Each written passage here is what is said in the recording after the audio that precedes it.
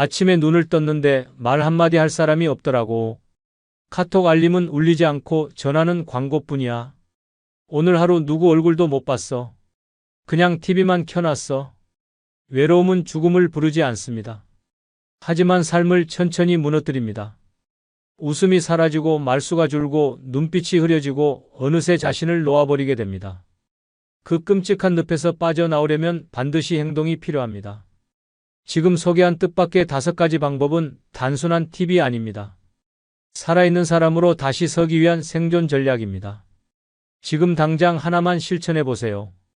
당신의 하루는 물론 남은 인생 전체가 달라질 수 있습니다. 아직 늦지 않았습니다. 지금이 바로 다시 살아갈 순간입니다. 구독, 좋아요 누르시면 시작하겠습니다. 노년의 외로움을 없애는 뜻밖의 방법 중 첫 번째는 무조건 나를 위해 돈을 쓰는 것입니다. 주저하면 안 됩니다. 노년의 외로움을 없애는 뜻밖의 방법 중 하나는 무조건 나를 위해 돈을 쓰는 것입니다. 주저하면 안 됩니다. 많은 분들이 노년에 들어서면 돈을 아껴야 한다는 생각에 사로잡혀 살아갑니다. 혹시 모를 병원비, 자식들 걱정, 갑작스러운 상황들을 대비해야 한다는 불안감이 그 이유입니다. 그래서 스스로를 위한 작은 사치조차 망설이고 결국 마음이 점점 움츠러듭니다. 하지만 생각해보면 지금 이 순간 나를 위해 쓰지 못한 돈이 외로움을 더 키우고 있는지도 모릅니다. 돈은 단순히 쌓아두는 것이 아니라 써야 의미가 생깁니다. 특히 나를 위해 쓰는 돈은 삶의 온도를 높여주는 힘이 있습니다. 외로움은 마음이 텅 빈 상태에서 시작됩니다. 그 빈자리를 누군가가 채워주기만을 기다리다 보면 어느새 시간은 흘러가고 나는 점점 더 멀어지는 기분을 느끼게 됩니다. 하지만 나를 위한 소비는 외로움과의 거리를 줄이는 가장 따뜻한 방법입니다. 작은 소비 하나로도 마음은 금세 환해집니다. 예쁜 스카프 하나, 고운 머리핀 하나, 따뜻한 국밥 한 그릇이 나를 향한 위로가 될 수 있습니다.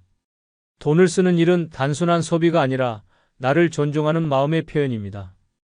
외롭다는 감정은 결국 내가 소중하다는 감각을 잃어버렸을 때 찾아옵니다. 그래서 누군가에게 기대기 전에 먼저 내가 나를 위해 해줄 수 있는 것을 해보는 것이 중요합니다. 나를 아끼는 그 마음이 얼굴빛을 바꾸고 말투를 바꾸고 결국 주변 사람들과의 관계까지 바꿔놓습니다. 나를 위해 쓴 돈이 누군가와의 새로운 만남을 열어주는 열쇠가 될 수도 있습니다. 실제로 한 할머니의 이야기가 있습니다. 76세의 이 할머니는 남편을 먼저 보내고 혼자 살고 계셨습니다. 평소에는 텔레비전과 라디오만 벗삼아 조용히 지내셨습니다. 자식들은 다 출가하고 연락도 가끔 오는 정도였고 평소에는 돈을 거의 쓰지 않고 하루 2끼만 먹는 소박한 생활을 하셨습니다. 그렇게 몇 해가 지나자 마음속에 말로 설명하기 어려운 외로움이 점점 커졌다고 합니다. 웃을 일도 말할 일도 나를 꾸며볼 일도 없는 날들이 이어지면서 하루하루가 뿌연 안개 속 같았다고 합니다. 그러던 어느 날 우연히 동네 카페 앞에 걸려있는 실버 네일 체험 포스터를 보게 되었습니다. 1만 원이면 손톱을 예쁘게 다듬어주고 색도 입혀주는 행사였습니다. 망설이다가 이 나이에 무슨 네일이냐는 마음과 나도 한 번쯤은 예뻐지고 싶다는 마음이 싸우다가 결국 조심스레 문을 열고 들어가셨습니다. 그리고 그날 손톱의 연한 분홍색이 칠해지고 손등에 로션이 발려질 때 처음으로 내 손이 이렇게 고왔던가 하고 웃음이 나왔다고 합니다. 그날 이후 할머니는 마트에 갈 때도 립스틱을 살짝 바르고 스스로를 위해 카페에서 커피 한 잔을 사 마시는 일도 시작하셨습니다. 이제는 근처 문화센터에도 등록해 그림을 배우고 계시며 작게나마 매달 30만 원은 무조건 나를 위한 소비로 정해두셨다고 합니다. 가장 놀라운 변화는 마음이 달라졌다는 점입니다. 예전에는 아무 이유 없이 울컥했던 감정들이 이제는 설렘으로 바뀌었다고 하셨습니다. 그리고 이렇게 말씀하셨습니다. 내가 나를 귀하게 여기니 외로움이 감히 다가오지 못하더라고요. 나를 위해 돈을 쓰는 것은 단순한 소비가 아닙니다. 그것은 삶의 온기를 불어넣는 행위이며 나를 다시 사랑하는 선언입니다. 외로운 마음이 들 때 가장 먼저 내 마음을 위해 지갑을 열어보시길 권합니다. 당신은 그 누구보다 소중한 존재입니다. 주저하지 말고 지금 나를 위해 투자해 보시기 바랍니다. 그 순간부터 외로움은 서서히 물러나기 시작합니다. 노년의 외로움을 없애는 뜻밖의 방법 중 2번째는 무조건 새로운 것을 배우세요. 그럼 뇌와 마음에 생기를 줍니다. 노년의 외로움을 없애는 뜻밖의 방법 중 하나는 무조건 새로운 것을 배우는 것입니다. 그럼 뇌와 마음의 생기가 생깁니다. 사람은 나이가 들어도 끊임없이 배우는 존재입니다. 하지만 많은 분들이 어느 순간부터 이 나이에 뭘 새로 배워라고 말하며 배우는 일을 멈춥니다. 그 순간부터 외로움은 조금씩 마음을 파고들기 시작합니다. 아무도 나에게 기대하지 않는 듯한 느낌, 세상과 단절된 것 같은 외로움은 배움을 멈췄을 때 가장 깊어집니다. 새로운 것을 배운다는 것은 단지 지식을 얻는 것이 아닙니다. 내가 세상과 여전히 연결되어 있다는 감각을 되찾는 일입니다. 작은 호기심 하나로 시작된 배움이 일상에 활력을 불어넣고 뇌를 자극해 건강에도 긍정적인 영향을 줍니다. 무엇보다 나 자신에게 나는 아직 성장하고 있다는 메시지를 보내주는 행위입니다. 이 메시지가 외로움을 밀어내고 마음 한켠의 허전함을 조금씩 덜어냅니다. 배움은 결코 거창할 필요가 없습니다. 스마트폰의 새로운 기능 하나를 익히는 것도 훌륭한 시작입니다. 작은 그림을 그려보는 것도 좋습니다. 음악을 들으며 따라 부르는 연습도, 손글씨를 천천히 써보는 것도 모두 배움입니다. 중요한 건 내가 그 과정에서 즐거움을 느끼고 있다는 점입니다. 누가 잘하고 못하고는 중요하지 않습니다. 배우는 과정 자체가 삶을 향한 의지를 보여주는 가장 따뜻한 표현입니다. 배움을 통해 자연스럽게 사람도 만나게 됩니다. 같은 취미를 공유하는 사람들, 같은 수업에 참여하는 이웃들과 눈을 마주치고 이야기를 나누다 보면 외로움은 어느새 그 자리를 내어줍니다. 새로운 사람들과의 대화는 생각의 틀을 넓혀주고 고립된 마음에 바람이 통하게 만듭니다. 나를 위해, 그리고 나의 외로움을 덜어내기 위해 지금 이 순간 배우는 것을 시작해야 합니다. 실제로 한 할아버지의 이야기가 있습니다. 74세의 이 할아버지는 평생 기술자로 일하시다가 은퇴 후 갑작스레 시간이 너무 많아졌다고 합니다.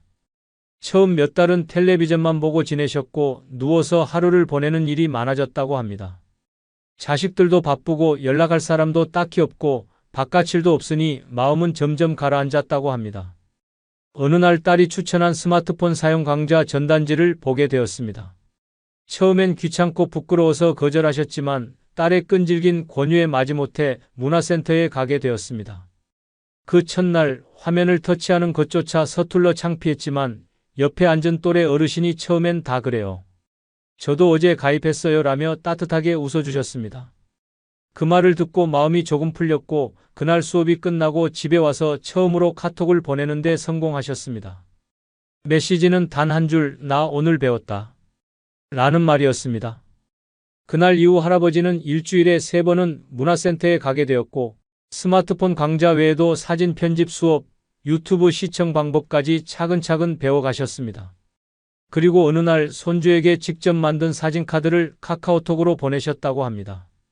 손주는 깜짝 놀라며 할아버지 대박이에요 라고 답장을 보냈고 그날 밤 할아버지는 처음으로 카카오톡 프로필 사진을 바꾸셨습니다. 자그마한 미소를 띤 본인의 얼굴 사진이었습니다. 이 할아버지는 이후에도 배우니까 내가 다시 살아난 느낌이다라고 말씀하셨습니다. 이제는 본인보다 더 늦게 배움을 시작하려는 친구들에게 먼저 추천도 하신다고 합니다. 배움은 늦지 않습니다. 오히려 지금이 시작하기 딱 좋은 시기입니다. 나를 위해 새로운 것을 배워보세요. 그 과정 속에 기쁨이 있고 생기가 있고 사람들과의 연결이 있습니다. 외로움은 조용히 멀어지고 그 자리에 활력과 웃음이 들어오게 됩니다. 지금 작은 호기심 하나로 배움의 문을 열어보시길 바랍니다. 분명히 당신의 마음속에 따뜻한 변화가 시작될 것입니다. 노년의 외로움을 없애는 뜻밖의 방법 중 3번째는 매일 나가세요. 매일 밖으로 나가는 습관을 들이세요. 집안에만 머물다 보면 마음이 점점 닫히고 세상과의 연결이 끊어지는 느낌을 받게 됩니다. 오늘은 나가기 귀찮아서, 내일은 날씨가 안 좋아서, 모레는 특별히 갈 데가 없어서 그렇게 이유를 만들다 보면 어느새 몸은 무겁고 마음은 더 외로워집니다. 세상은 여전히 활기차게 움직이고 있는데 나 혼자만 멈춰 있는 기분이 듭니다. 매일 나간다는 것은 단순한 외출이 아닙니다. 그것은 세상과의 끈을 붙잡는 일입니다. 햇빛을 쬐고 바람을 느끼고 누군가와 눈을 마주치는 것만으로도 마음이 조금씩 살아납니다. 집이라는 공간은 안락하지만 오래 머무르면 그 안락함이 굳어져 감옥이 됩니다. 익숙한 벽, 익숙한 침대, 익숙한 냉장고 안. 이 익숙함들이 나를 지키는 것이 아니라 고립시키고 있다는 사실을 깨달아야 합니다. 하루 한 번 무조건 나가세요. 목적은 중요하지 않습니다. 가까운 슈퍼에 가도 좋고 공원 벤치에 앉아 하늘만 바라보고 와도 됩니다. 중요한 건 나간다는 그 행동입니다. 걷는 동안 머릿속이 정리되고 생각이 맑아지고 감정이 자연스럽게 정돈됩니다. 아무것도 하지 않아도 바깥 풍경만 보는 것으로도 뇌는 활기를 되찾습니다. 뇌는 자극을 먹고 사는 장기입니다. 매일 나간다는 건 그 뇌의 생명을 불어넣는 일입니다. 몸이 굳고 마음이 쓸쓸한 이유는 단순히 나이가 들어서가 아닙니다. 매일 똑같은 공간, 똑같은 루틴, 똑같은 자극에만 노출되기 때문입니다. 신선한 자극은 밖에 있습니다. 지나가는 사람의 대화 소리, 자전거 바퀴 소리, 공원의 풀 냄새, 카페에서 흘러나오는 음악. 이 모든 것이 우리의 감각을 깨웁니다. 감각이 살아야 마음도 살아납니다. 이제 한 할머니의 이야기를 소개합니다.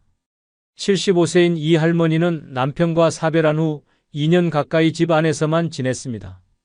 하루의 대부분은 소파에 앉아 텔레비전을 보거나 창밖만 내다보며 보냈습니다. 처음엔 편하다고 생각했지만 점점 웃을 일도 줄고 목소리도 작아지고 스스로가 점점 작아지는 느낌이 들었다고 합니다. 하루는 병원에 갔다가 의사에게 이런 말을 들었습니다. 할머니, 약도 좋지만 하루에 30분씩만 밖에 나가보세요. 햇빛이 최고의 약입니다. 그 말에 조금 자극을 받은 할머니는 다음 날부터 정말로 매일 나가기 시작했습니다. 처음엔 아파트 앞 벤치에 10분 앉아 있는 것부터 시작했습니다. 그러다 조금씩 동네 마트를 들르고 꽃집 앞에 멈춰서 꽃을 구경하고 어느 날은 구청에서 하는 걷기 동호회 전단지를 보게 되었습니다. 궁금해서 한번 가봤고 거기서 만난 사람들과 함께 동네 둘레길을 걷기 시작했습니다. 걷는 시간은 20분도 안 됐지만 그 20분이 하루 종일 마음을 따뜻하게 해줬다고 합니다. 어느 날은 그런 적도 있었습니다. 걷다가 동네 카페에서 커피를 한 잔 마셨는데 직원이 오늘 립스틱 색깔 예쁘세요라고 말해주었다고 합니다. 그날 이후 할머니는 외출할 때마다 립스틱을 바르게 되었고 손에 작은 손거울을 꼭 들고 다니기 시작했습니다. 내가 살아있구나, 나 아직 괜찮구나 하는 마음이 들었다고 합니다. 이제는 매일 아침이면 운동화부터 신습니다. 특별한 목적이 없어도 나간다고 합니다. 하늘을 보기 위해서, 햇빛을 받기 위해서, 바람을 느끼기 위해서. 그리고 이렇게 말씀하셨습니다. 밖에만 나가면 이상하게 마음이 덜 외로워요. 돌아오면 괜히 기분이 좋아져요. 노년의 외로움을 없애는 뜻밖의 방법 중 네 번째는 돈이 아닌 시간의 가치를 둔 소비를 하는 방법입니다. 노년의 외로움을 없애는 뜻밖의 방법 중 하나는 돈이 아닌 시간의 가치를 둔 소비를 하는 것입니다. 많은 분들이 돈은 아껴야 한다고 말하면서 정작 시간은 아무렇지 않게 흘려보냅니다. 그러나 돈은 잃어도 다시 벌 수 있지만 시간은 한번 지나가면 다시는 돌아오지 않습니다. 지금 이 순간 가장 소중한 자산은 통장의 잔고가 아니라 내가 살아 숨쉬고 있는 오늘입니다.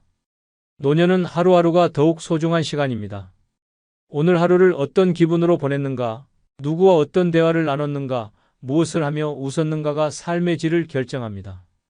그런데 우리는 아직도 이건 비싸니까 다음에 사야지, 이 나이에 뭘 해, 그 돈이면 그냥 집에서 조용히 있어야지라고 말하며 스스로의 시간을 가두고 있습니다. 그렇게 전략한 돈은 통장에 남지만 전략한 시간은 내 삶 어디에도 남지 않습니다. 돈보다 중요한 건 지금 내 곁에 있는 사람과 경험입니다. 잠시라도 마음이 따뜻해지는 시간, 누군가와 함께 웃는 시간, 혼자더라도 내가 온전히 나로서 존재하는 시간. 그 시간들을 만들어주는 것이 진짜 가치 있는 소비입니다. 값비싼 물건이 아니어도 좋습니다. 오래 기억에 남을 경험이 내 삶에 남는 것입니다. 혼자 가는 카페에서 마시는 커피 한 잔, 낯선 거리에서의 짧은 산책, 문화센터에서 배우는 새로운 기술, 이런 것들이 바로 시간의 가치를 둔 소비입니다. 이런 소비는 결국 나를 살아있게 만듭니다. 물건은 언젠가 낡고 사라지지만 경험은 추억이 되어 마음속에 남습니다. 외로움은 마음의 텅 빈 공간에서 자라납니다. 그 공간을 채워주는 것은 화려한 소비가 아니라 내 시간을 풍요롭게 만들어주는 순간들입니다. 시간을 풍성하게 채운 하루는 외로움이 비집고 들어올 틈을 만들지 않습니다. 실제로 한 할아버지의 사례가 있습니다. 이 할아버지는 평생을 전략하며 살아오신 분입니다. 커피 한 잔도 밖에서 사 먹는 게 아깝다고 느꼈고 외식은 사치라고 생각했습니다. 은퇴 후에도 비슷한 생활이 이어졌습니다. 저렴한 도시락으로 끼니를 때우고 텔레비전으로 하루를 보내고 특별한 날에도 괜히 돈 쓰지 말자는 마음으로 아무것도 하지 않았습니다. 하지만 그렇게 몇 년을 보내자 마음 한구석이 점점 쓸쓸해졌습니다. 돈은 남았지만 웃음은 줄어들었습니다. 그러던 어느 날 우연히 동네 문화센터에서 열리는 추억의 영화 상영의 소식을 듣게 되었습니다. 입장료는 단돈 2,000원이었고 커피 한 잔이 제공된다고 되어 있었습니다. 처음엔 괜히 돈 쓰지 말자는 마음이 먼저 들었지만 문득 한 번쯤은 괜찮지 않을까 하는 생각에 용기를 냈습니다. 그렇게 상영에 참여한 날 그는 1970년대에 봤던 흑백 영화를 다시 마주하게 되었습니다.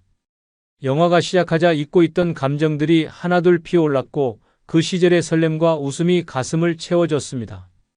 영화가 끝난 뒤 옆자리에 앉은 어르신과 자연스럽게 대화를 나누게 되었고 두 분은 다음 영화 상영도 함께 보기로 약속했습니다.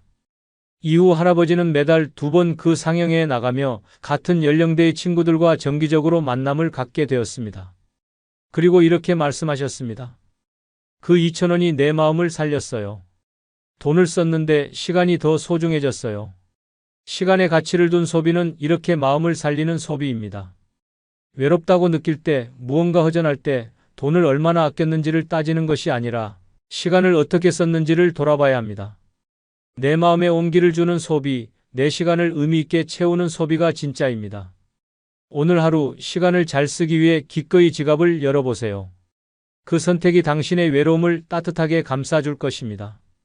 노년의 외로움을 없애는 뜻밖의 방법 중 5번째는 오래되었지만 소중하지 않은 인연을 무조건 정리해야 합니다. 노년의 외로움을 없애는 뜻밖의 방법 중 하나는 오래되었지만 소중하지 않은 인연을 무조건 정리하는 것입니다. 주저하지 마세요. 이건 잔인한 일이 아닙니다. 나를 지키는 일입니다. 우리는 흔히 오래된 인연이라는 이유 하나만으로 그 관계를 계속 유지하려 합니다. 함께한 세월이 길기에 수많은 기억이 얽혀 있기에 그 사람이니까라는 말로 불편함을 견딥니다. 그러나 그 관계가 지금의 나를 아프게 만들고 있다면 과감히 손을 놓아야 합니다. 관계도 결국 살아있는 생명체와 같습니다. 사랑이 없고 존중이 없고 대화가 단절된 관계는 썩어갑니다. 그것을 붙들고 있는 동안 나라는 존재도 조금씩 시들어갑니다. 말끝마다 나를 깎아내리는 사람, 나의 이야기를 들어주지 않는 사람, 늘 자신의 말만 하는 사람, 그런 이들과의 관계는 의무가 아닌 부담입니다. 그런 인연을 끊지 못하는 이유는 미안함 때문이 아니라 내 외로움을 메꿔줄 다른 사람이 없을까봐 두려워서입니다. 하지만 기억하세요. 진짜 외로움은 옆에 사람이 없을 때보다 나를 이해하지 못하는 사람과 계속 함께 있을 때 더 깊어집니다. 세월이 길다고 해서 그 관계가 소중한 건 아닙니다. 정작 지금 나를 따뜻하게 감싸주는 사람은 몇 달밖에 알지 못한 이웃일 수도 있습니다. 나를 향한 존중, 관심, 배려는 시간을 따지지 않습니다. 오히려 오래된 관계일수록 더 뻣뻣해지고 서로를 당연하게 여기고 쉽게 상처를 주곤 합니다. 그런 관계 속에서 외로움은 더 짙어지고 나는 괜찮은 사람일까? 라는 의심까지 들게 만듭니다. 이제는 관계의 연수가 아니라 질을 따져야 할 때입니다. 불편함을 견디며 살아가는 건 고독이 아니라 고문입니다. 그 관계를 유지하려고 애쓰는 동안 당신의 소중한 감정과 에너지는 점점 고갈됩니다. 과거가 소중하면 기억 속에 담아두고 현재가 아프면 과감히 정리해야 합니다. 잘라낸 인연 자리에 후회가 아니라 평안이 들어설 수 있습니다. 마음속에 차가운 돌덩이를 안고 사는 것보다 따뜻한 햇살이 드는 자리를 만들어야 합니다. 이와 관련된 한 할머니의 이야기가 있습니다. 이 할머니는 72세로 오랜 친구 한 명과 50년 넘게 알고 지낸 사이였습니다. 중학교 동창이었고 둘이 함께 보낸 세월은 그야말로 인생의 반절이 넘었습니다. 그런데 이상하게도 그 친구와 만나고 나면 마음이 늘 불편하고 기분이 가라앉았습니다. 할머니는 그 이유를 오랫동안 몰랐습니다. 친구는 늘 본인의 자식 자랑, 건강 자랑, 여행 자랑을 했고 할머니가 말을 꺼내면 늘 끊거나 건성으로 듣곤 했습니다. 어느 날은 이런 말도 들었다고 합니다. 너는 왜 아직도 그런 옷 입고 다니니? 그 나이에 그런 생각을 하냐? 그날 집에 돌아오는 길 할머니는 울컥하는 감정을 느끼며 이렇게 생각했습니다. 나는 왜 이 사람을 50년이나 견뎠지? 그 순간 깨달음이 왔습니다.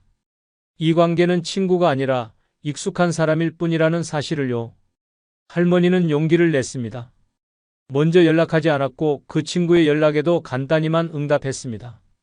그렇게 거리를 두기 시작하자 마음이 한결 편안해졌습니다. 그 이후 할머니는 동네 공원 산책 모임에 나가 새로운 사람들과 인사를 나누기 시작했습니다. 그중 한 명과는 매주 함께 차를 마시고 책을 나누는 사이가 되었습니다. 신기하게도 그 관계는 억지로 유지하지 않아도 자연스럽게 이어졌고 함께 있는 시간이 따뜻했습니다. 50년 친구를 끊고 5개월 된 친구를 얻었는데 내 마음은 훨씬 더 평화롭습니다.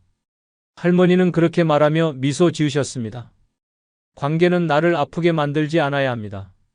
오래되었지만 소중하지 않은 인연은 용기 내어 정리해야 합니다. 외로움은 억지로 이어진 사람들 틈에서 자랍니다. 진짜 소중한 인연은 나를 아끼고 들어주고 함께 웃어주는 사람입니다. 지금 당신 곁의 사람을 다시 한번 돌아보세요. 그리고 나를 지키기 위한 결단을 두려워하지 마세요. 그것이 바로 외로움을 덜어내는 첫 걸음입니다. 끝으로 여러분께 한 가지 부탁이 있습니다. 영상 아래에 나오는 제품을 누르시면 쿠팡으로 연결됩니다. 이렇게 쿠팡으로 연결된 후 아무 물건을 사셔도 제 채널에 약간의 수익이 발생하오니 앞으로 쿠팡에서 물건을 구입할 경우 이런 식으로 구입해 주셔서 본 채널에 간접 후원해 주시면 대단히 감사하겠습니다. 그럼 내일 아침 7시에 더 좋은 영상으로 찾아뵙겠습니다. 감사합니다.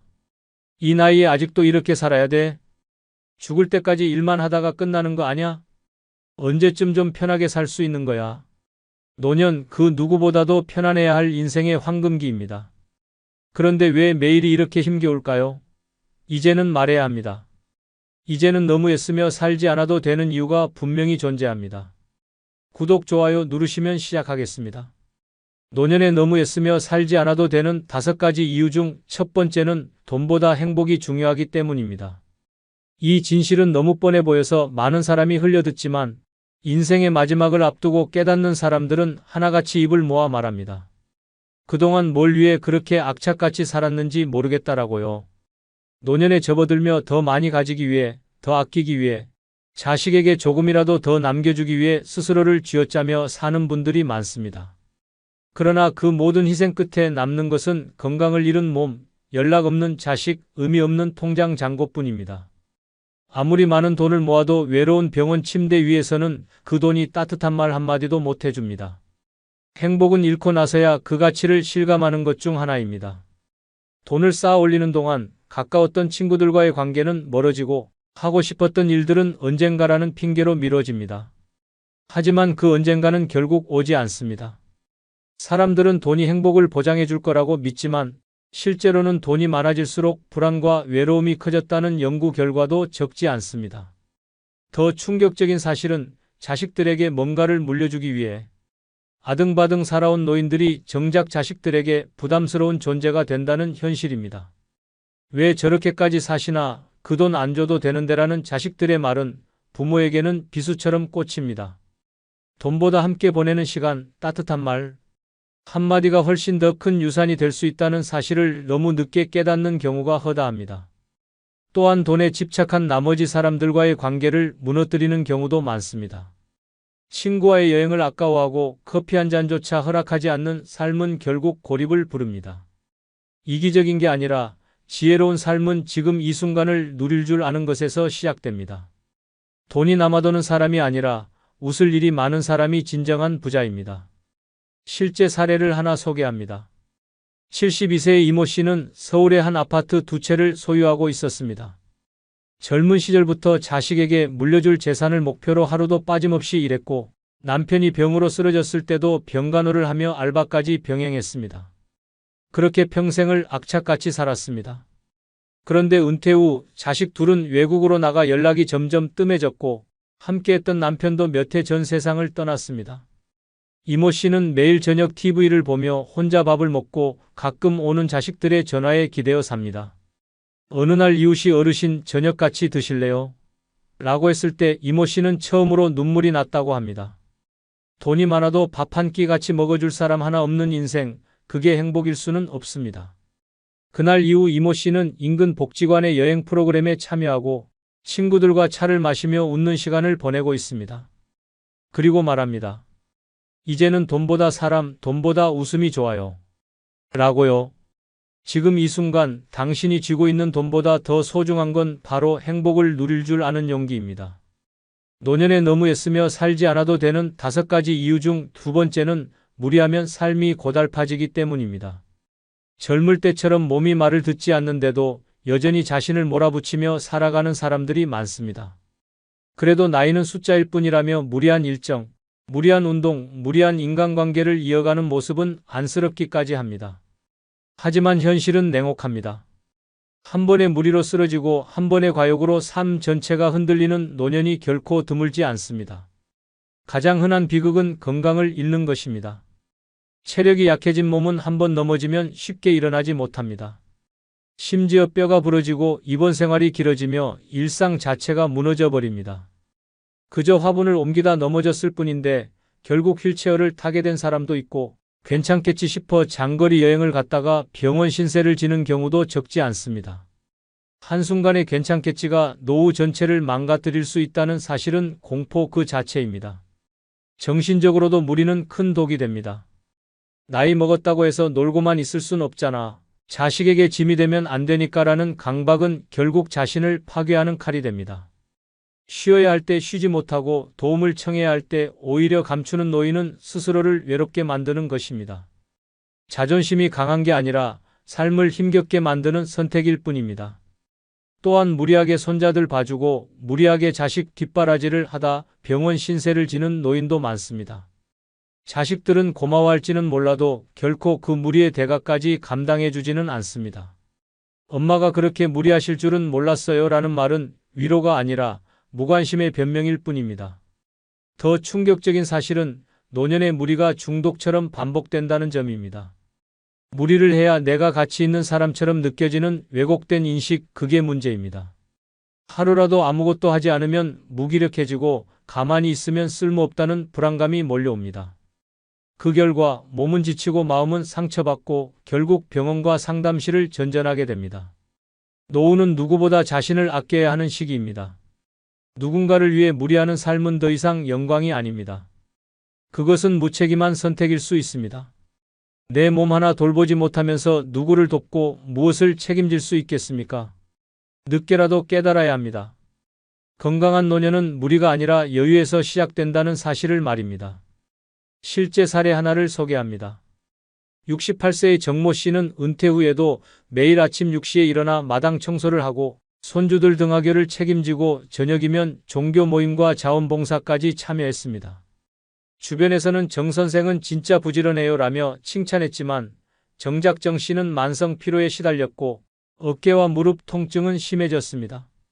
병원에서는 퇴행성 관절염 진단을 내렸고 하루 3번 약을 먹어야 하는 상황이 되었습니다. 그런데도 멈추지 않았습니다. 그러다 어느 날 버스에서 잠깐 졸다가 정류장을 놓친 것도 모르고 종점까지 간 일이 벌어졌습니다. 정신을 차렸을 때는 이미 어두운 저녁, 텅 빈 버스 안에서 자신만 남아 있었고 그 순간 문득 눈물이 터졌다고 합니다. 내가 도대체 왜 이렇게까지 살고 있는 걸까라는 생각이 들었다고 합니다. 그날 이후 정 씨는 일정을 줄이고 오전엔 차 한 잔 마시며 음악 듣는 시간을 만들었습니다. 그리고는 이렇게 말했습니다. 하루를 쉬어도 세상은 망하지 않더라고요.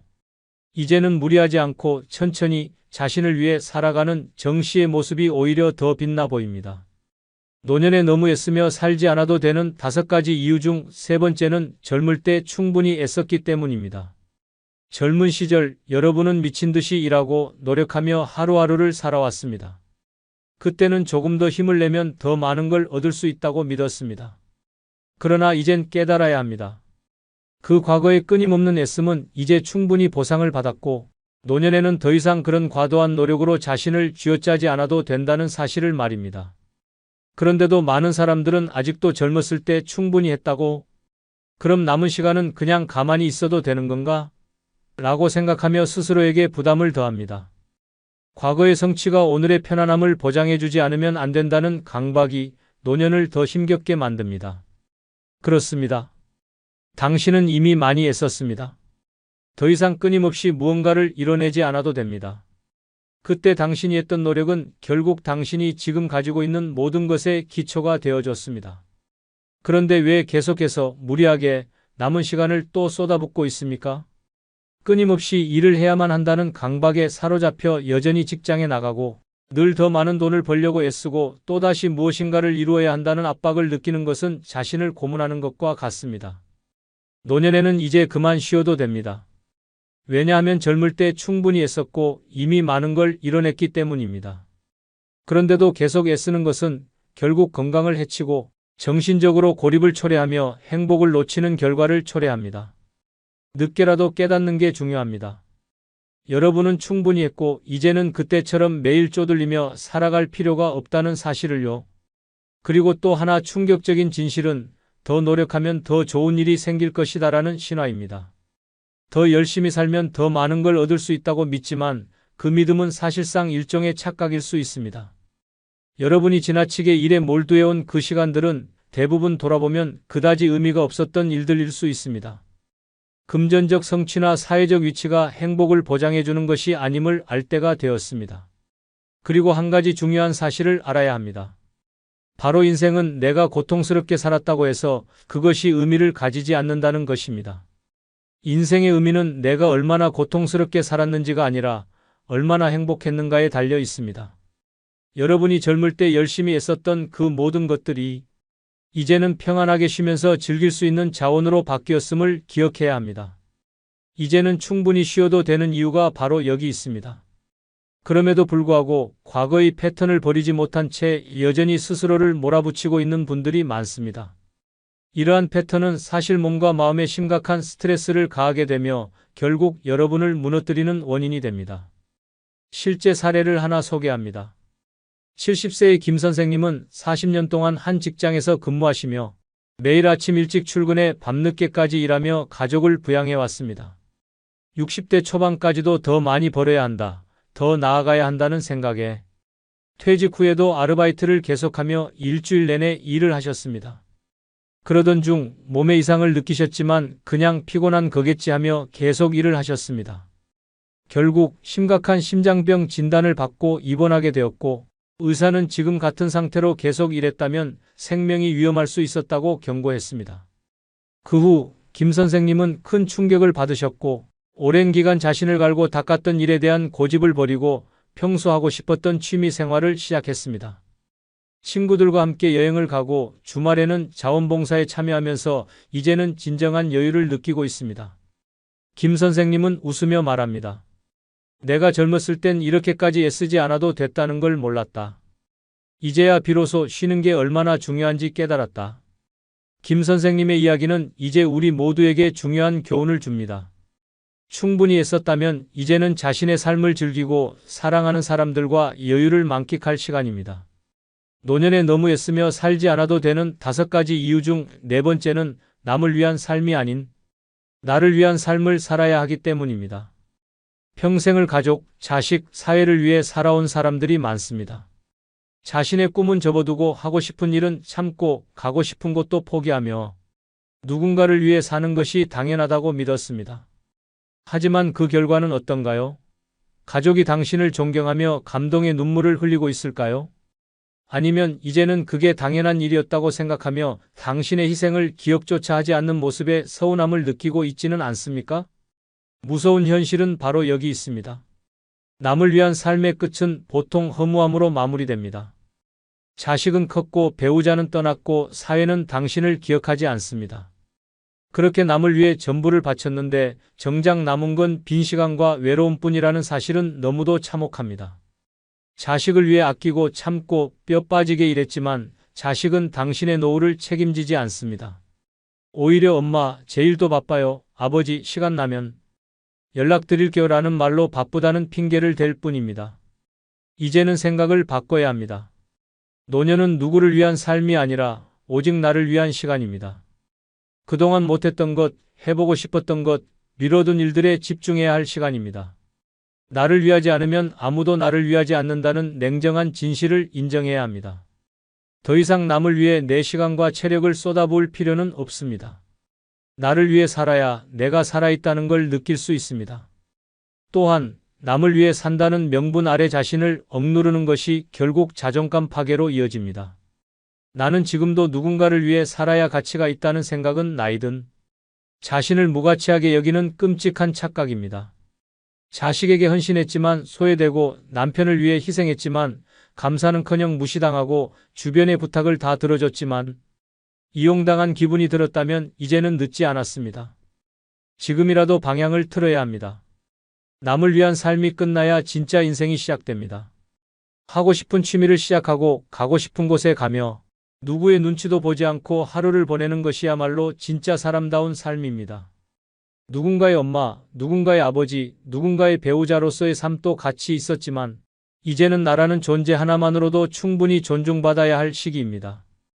실제 사례 하나를 소개합니다. 67세의 박 여사는 평생을 남편과 자식만 바라보며 살았습니다. 매일 삼시세끼 밥을 차리고 자식의 학원 스케줄을 외우고 남편의 눈치를 보며 살아왔습니다. 그렇게 40년을 살았고 이제는 남편은 골프, 자식은 외국 생활로 박 여사는 홀로 남겨졌습니다. 처음엔 멍하니 TV만 보며 하루를 보내다 어느 날 문득 나는 누구지? 라는 생각이 들었다고 합니다. 그러다 우연히 동네 문화센터에서 색소폰 강좌를 발견하고 평생 처음으로 자신의 이름으로 뭔가를 신청했습니다. 첫날은 손이 떨리고 마음이 조마조마했지만 두 번째, 세 번째 수업부터 웃음이 나기 시작했습니다. 연습실에서 사랑보다 깊은 상처를 부르던 날, 박 여사는 마치 다시 20살로 돌아간 듯한 기분이 들었다고 합니다. 지금은 동호회 공연 무대에도 서고 심지어 자식에게 이번 주말은 공연이라 못 봐라고 당당히 말할 정도입니다. 박 여사는 말합니다. 나는 이제 누구의 엄마도 누구의 아내도 아닌 그냥 나 박모 씨로 삽니다. 그 어떤 말보다 통쾌하고 가슴 벅찬 선언입니다. 노년은 남이 아닌 오직 나를 위한 삶을 살아야 할 시간입니다. 노년에 너무 애쓰며 살지 않아도 되는 5가지 이유 중 5번째는 마음이 편해야 오래 살기 때문입니다. 심장이 뛰는 시간보다 중요한 것은 가슴이 편안한 시간입니다. 몸은 병원에서 고칠 수 있지만 마음은 불안과 스트레스에 노출되면 서서히 병들어갑니다. 아무리 좋은 약을 먹고 아무리 규칙적인 생활을 해도 마음이 편치 않으면 건강은 무너집니다. 그런데도 많은 이들이 노년에도 끊임없이 걱정하고 불안해하고 화를 사귀며 살아갑니다. 돈 걱정, 자식 걱정, 건강 걱정, 외로움까지 하루에도 수십 번 마음속이 시끄럽고 복잡합니다. 특히 혹시 내가 자식들에게 짐이 되는 건 아닐까? 앞으로 무슨 일이 생기면 어쩌지 같은 생각은 눈에 보이지 않는 독약처럼 서서히 몸을 망가뜨립니다. 실수 한 번에 자책하고 남의 눈치를 보며 살고 모든 것을 참으며 살아온 그 마음은 이제 놓아줘야 할 때입니다. 더 큰 문제는 마음의 병이 몸의 병으로 이어진다는 사실입니다. 불면증, 위장장애, 혈압 상승, 심장질환은 대부분 지속적인 스트레스와 불안에서 비롯된 경우가 많습니다. 실제로 명확한 병명이 없음에도 병원을 자주 드나드는 이들 대부분이 마음이 불편해서 생긴 병이라는 진단을 받고 돌아갑니다. 이런 현실 앞에서도 여전히 좀 더 참아야지, 내가 이겨내야지라며 스스로를 몰아세우는 것은 말 그대로 자기 학대입니다. 또한 마음이 편하지 않으면 관계마저 삐걱거리기 시작합니다. 예민해지고 신경질이 많아지고 사소한 일에도 상처받고 분노하게 됩니다. 결과적으로 주변 사람들이 멀어지고 외로움은 깊어지며 마음은 더 불안해지는 악순환이 반복됩니다. 이처럼 마음의 평안은 단순한 감정이 아니라 생존의 조건입니다. 마음이 평안해야 건강도 지켜지고 인간관계도 유지되며 삶의 질이 높아집니다. 가장 충격적인 사실은 많은 노인들이 자기 자신을 괴롭히는 생각에 사로잡혀 있다는 점입니다. 내가 좀 더 잘했더라면 그때 그렇게 하지 말았어야 했는데 이 나이에 뭘 새로 시작해 같은 후회와 자책은 쓸모없는 고통일 뿐이며 아무런 가치도 남기지 않습니다.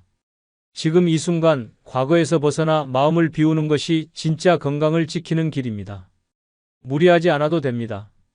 이해받지 않아도 됩니다. 남들처럼 살지 않아도 전혀 문제 없습니다. 중요한 건 마음이 얼마나 가볍고 편안한가입니다. 매일 아침 눈을 떴을 때 오늘은 무엇을 하지? 가 아니라 오늘은 무엇을 즐길까? 라는 질문을 스스로에게 던질 수 있어야 진짜 노후입니다. 실제 사례를 하나 소개합니다. 73세의 이모 씨는 젊은 시절 대기업에서 부장까지 지낸 엘리트였습니다. 은퇴 후에도 각종 강연과 지역 행사에 불려다니며 바쁜 노인으로 살았습니다. 겉보기엔 성공적인 노년처럼 보였지만 매일 밤 위장약과 수면제를 먹어야 잠들 수 있었고 아침이면 가슴이 답답하고 한숨이 먼저 나왔다고 합니다. 그러던 어느 날 친구의 장례식장에서 충격을 받았습니다. 고인은 늘 건강하고 활동적이던 사람이었는데 갑작스런 심장마비로 세상을 떠났다는 소식이었습니다. 그날 밤 이모 씨는 다이어리에서 모든 일정을 지우고 자신에게 한 달만 아무것도 하지 말자는 결심을 했습니다. 처음엔 불안했지만 점점 평온해졌고 무계획의 일상이 익숙해지자 몸도 마음도 거짓말처럼 편해졌습니다. 지금은 동네 카페에서 하루 종일 책만 보기도 하고 공원 벤치에서 햇살을 즐기며 노래를 흥얼거립니다. 이모 씨는 말합니다. 이제야 숨을 쉬는 것 같아요. 전엔 살아 있었지만 살아가는 게 아니었어요. 마음이 편해야 오래 삽니다. 그 평안이 곧 당신의 최고의 건강 비결입니다. 끝으로 여러분께 한 가지 부탁이 있습니다. 영상 아래에 나오는 제품을 누르시면 쿠팡으로 연결됩니다. 이렇게 쿠팡으로 연결된 후 아무 물건을 사셔도 제 채널에 약간의 수익이 발생하오니 앞으로 쿠팡에서 물건을 구입할 경우 이런 식으로 구입해 주셔서 본 채널에 간접 후원해 주시면 대단히 감사하겠습니다. 그럼 내일 아침 7시에 더 좋은 영상으로 찾아뵙겠습니다. 감사합니다. 죽을 만큼 참고 살았습니다. 꿈도 욕심도 꾹꾹 눌러가며 남의 인생을 위해 내 인생을 갈아 넣었습니다. 그렇게 살아온 대가가 무엇입니까? 어느 날 문득 거울을 보니 내가 사라져 있었습니다. 웃음도 열정도 존재감도 없이 남은 건 피로감뿐입니다. 누구를 위해 그렇게 희생했는지도 헷갈립니다. 그런데도 아직도 남 걱정부터 하십니까? 이제라도 깨달아야 합니다. 더는 남의 인생을 살아주지 말고 남은 인생만큼은 오로지 나를 위해 써야 합니다. 이번 영상은 노년에 오로지 나를 위해 살아가야 하는 5가지 이유를 설명드리겠습니다. 구독, 좋아요 누르시면 시작하겠습니다. 노년에 오로지 나를 위해 살아가야 하는 5가지 이유 중 첫 번째는 나를 먼저 돌보는 것이 진짜 책임감이기 때문입니다. 많은 이들이 책임이라는 단어를 들으면 가족을 떠올립니다. 부모로서, 배우자로서 자녀를 위한 헌신을 최우선의 덕목으로 생각하며 평생을 살아온 분들이 많습니다. 그동안 자신을 희생하며 가족을 위해 애쓰고 때로는 하고 싶은 것을 미뤄가며 걸어온 길이 자랑스럽기도 합니다. 그러나 어느 순간부터 삶이 고단하게 느껴지고 몸도 마음도 점점 지쳐가는 것을 느끼게 됩니다. 그럴 때 우리는 문득 질문하게 됩니다. 나는 언제쯤 나를 돌볼 수 있을까 하고 말입니다. 책임은 남을 챙기고 도와주는 것에서 끝나지 않습니다. 오히려 나를 돌보는 것이야말로 가장 근본적인 책임입니다. 내 몸이 건강해야 누군가를 돌볼 수 있고 내 마음이 단단해야 관계도 지킬 수 있습니다. 자신을 온전히 돌보지 못한 채 계속 남을 위해 살다 보면 결국 어느 순간 모든 것이 무너져 버릴 수 있습니다. 책임이라는 말이 무겁게만 느껴지는 이유는 나를 챙기지 않고 짊어지기만 했기 때문입니다. 노년은 이제 그 책임의 방향을 바꿔야 할 시간입니다. 그동안 해왔던 희생이 더 이상 나를 지켜주지 못합니다. 나를 돌보는 것은 이기심이 아니라 필수입니다. 몸이 아파야 병원에 가듯이 마음이 아플 때도 쉬어야 하고 감정을 눌렀다면 이제는 표현해야 합니다. 내가 나를 책임지지 않으면 결국 누구도 진짜 나를 챙겨주지 못합니다. 그래서 이제는 내가 먼저 나에게 말해줘야 합니다. 고생 많았어. 이젠 나를 위해 살자고요. 서울에 사는 72세 김성희 어르신은 평생을 교직에 몸담으며 2자녀를 키우고 남편을 내조하며 살아왔습니다. 은퇴 후에도 손주를 돌보느라 하루가 어떻게 가는지도 모를 만큼 바쁜 나날을 보냈다고 합니다. 그러던 어느 날 골다공증으로 인해 계단에서 넘어져 병원에 입원하게 되면서 인생을 다시 바라보게 되었습니다. 병상에 누워 손주들을 생각하다가 문득 이런 생각이 들었다고 합니다.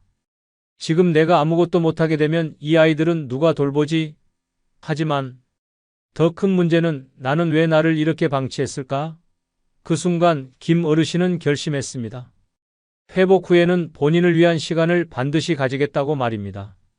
그 후 김 어르신은 작은 도서관에서 독서 모임에 참여하게 되었고 동네 복지관에서 요가도 시작했습니다. 처음에는 어색하고 눈치도 보였지만 점점 자신을 돌보는 시간들이 쌓이면서 얼굴에 미소가 돌아오기 시작했습니다. 몸도 점차 건강해지고 오히려 가족들도 더 든든하게 느끼기 시작했습니다. 손주들도 할머니가 요즘 더 멋져졌어요 라며 기특하게 이야기했다고 합니다. 김 어르신은 말합니다. 이제야 알겠어요. 내가 건강해야 가족도 웃고 내가 행복해야 주변이 평안하다는 걸요. 누구나 나이가 들수록 외로움이 찾아오고 무력함을 느낄 때가 많아집니다. 하지만 그런 순간에 나 자신을 따뜻하게 감싸 안아주는 것이야말로 진짜 어른의 책임감입니다. 나를 먼저 돌보는 것, 그것이 곧 남을 위한 준비이며 노년의 가장 지혜로운 삶의 방식입니다. 지금 이 순간부터라도 자신을 챙겨주는 삶을 시작해 보시길 바랍니다. 그 선택이 당신의 노년을 빛나게 만들어줄 것입니다. 두 번째는 이제는 나를 가장 먼저 챙겨야 할 시간이기 때문입니다. 오랜 시간 우리는 누군가를 위해 살아왔습니다. 부모로서 자식을 위해, 배우자로서 가정을 위해, 사회의 한 구성원으로서 맡은 역할을 묵묵히 감당하며 살아왔습니다. 그렇게 수십 년을 보내다 보니 정작 나 자신은 삶의 한켠에 밀려나 있었습니다. 하고 싶은 일은 참아야 했고 말하고 싶은 감정은 삼켜야 했습니다. 나보다 가족이 먼저라는 말은 사랑이었지만 동시에 내 마음의 깊은 고요함과 외로움을 만들어냈습니다. 그러나 이제는 달라져야 합니다. 이제는 나를 가장 먼저 챙겨야 할 시간입니다. 더는 미룰 수 없습니다. 세상에 유일무이한 나라는 존재를 돌보는 일은 이기적인 것이 아니라 꼭 필요한 일입니다. 내가 건강해야 남도 챙길 수 있고 내가 행복해야 진짜 웃음이 나옵니다. 나를 돌보는 일이야말로 진짜 책임이며 삶의 균형을 회복하는 출발점입니다. 나를 챙긴다는 것은 거창한 것이 아닙니다. 아침 햇살을 맞으며 여유롭게 산책을 하는 것, 내가 좋아하는 음악을 들으며 커피 한 잔을 즐기는 것, 그동안 입고 싶었던 옷을 입고 외출하는 것처럼 아주 사소한 행동들입니다. 하지만 이 사소함이 하루의 기분을 바꾸고 인생을 조금씩 따뜻하게 물들입니다. 더 이상 괜찮아, 나중에 해도 되라고 자신을 설득하지 않아도 됩니다. 지금 이 순간이 가장 좋은 시간이고 지금의 나에게 가장 필요한 일이기 때문입니다. 많은 분들이 이제 나이가 몇인데 새로 뭘 해라며 말합니다. 하지만 마음속에는 여전히 하고 싶은 일이 남아 있습니다. 손끝이 근질근질할 만큼 무언가를 만들고 싶은 욕구, 길가의 꽃을 보며 사진을 찍고 싶은 감정, 혼자만의 여행을 떠나고 싶은 자유에 대한 갈망이 있습니다. 나이를 핑계 삼기보다 이제는 나니까 할 수 있다고 자신을 다독여야 할 시간입니다. 대구에 사는 69세 김종만 씨는 젊을 적 사진을 좋아했지만 가족을 부양하느라 카메라를 손에서 놓고 살아왔습니다. 퇴직 후 우울감에 시달리던 어느 날 아내가 장을 보러 간 사이 집안 깊숙한 창고에서 오래된 필름 카메라 하나를 발견했습니다. 먼지를 털고 배터리를 갈아 끼우자 카메라는 여전히 살아 있었습니다. 그날 이후 김 씨는 매일 아침 혼자 동네를 돌며 사진을 찍기 시작했습니다. 시장 풍경, 골목의 벽화, 햇살이 반짝이는 커피잔, 친구들과의 소소한 만남을 카메라에 담기 시작하면서 삶이 달라졌다고 합니다. 처음엔 가족도 이 나이에 뭘 그런 걸 하느냐고 웃었지만 점차 김 씨의 사진들이 지인들에게 알려지며 동네 카페에서 전시까지 하게 되었습니다. 그는 말합니다. 카메라를 다시 들고 나서야 내가 나를 얼마나 잊고 살았는지를 알았어요. 사진을 찍는 게 아니라 제 인생을 다시 찍고 있는 느낌입니다. 이처럼 나를 가장 먼저 챙기는 삶은 나만의 방식으로 가능하며 생각보다 더 많은 기쁨을 안겨줍니다. 꼭 어딘가에 속하지 않아도 됩니다. 꼭 누군가와 함께하지 않아도 됩니다. 중요한 건 지금 이 순간 내가 하고 싶은 일을 스스로 허락하는 것입니다. 내가 나를 챙기기로 한 그 순간부터 인생은 다시 시작됩니다. 그리고 그 시작은 언제나 늦지 않았습니다. 이제는 더는 미루지 마십시오. 나를 가장 먼저 챙겨야 할 시간은 바로 지금입니다. 세 번째는 억지로 맞추던 관계에서 벗어나야 할 때이기 때문입니다. 사람은 누구나 관계 속에서 살아갑니다. 가족, 친구, 이웃, 사회 속에서 수많은 역할을 하며 살아온 노년의 삶은 그야말로 관계의 역사라고 해도 과언이 아닙니다. 오랜 세월 동안 우리는 좋은 부모, 괜찮은 배우자, 믿을 만한 이웃이 되기 위해 애써왔습니다. 때로는 말하고 싶은 것을 삼키고 하고 싶은 것을 뒤로 미루며 관계를 지켜왔습니다. 하지만 그 관계가 나를 지치게 하고 힘들게 만든다면 이제는 돌아봐야 할 때입니다. 억지로 맞추며 살아가는 삶은 결국 나를 잃게 만듭니다. 겉으로는 웃고 있지만 속으로는 점점 외로워지고 피곤해지고 자신이 누구인지조차 헷갈려지기 시작합니다. 관계라는 이름 아래 나를 희생하고 끊임없이 조율하고 끝내는 내 감정까지 외면하게 되는 삶은 더 이상 건강한 인생이 아닙니다. 노년에는 무엇보다 나를 지키는 관계가 중요합니다. 나를 힘들게 하고 상처 주는 관계는 과감히 줄여야 하고 억지로 맞춰왔던 사람들과는 거리를 두어야 합니다. 사람들과 어울리지 않으면 외로울까 두려워 미련을 두는 경우도 많습니다. 하지만 억지로 이어가는 관계보다 혼자 있어도 편안한 삶이 훨씬 안정적입니다.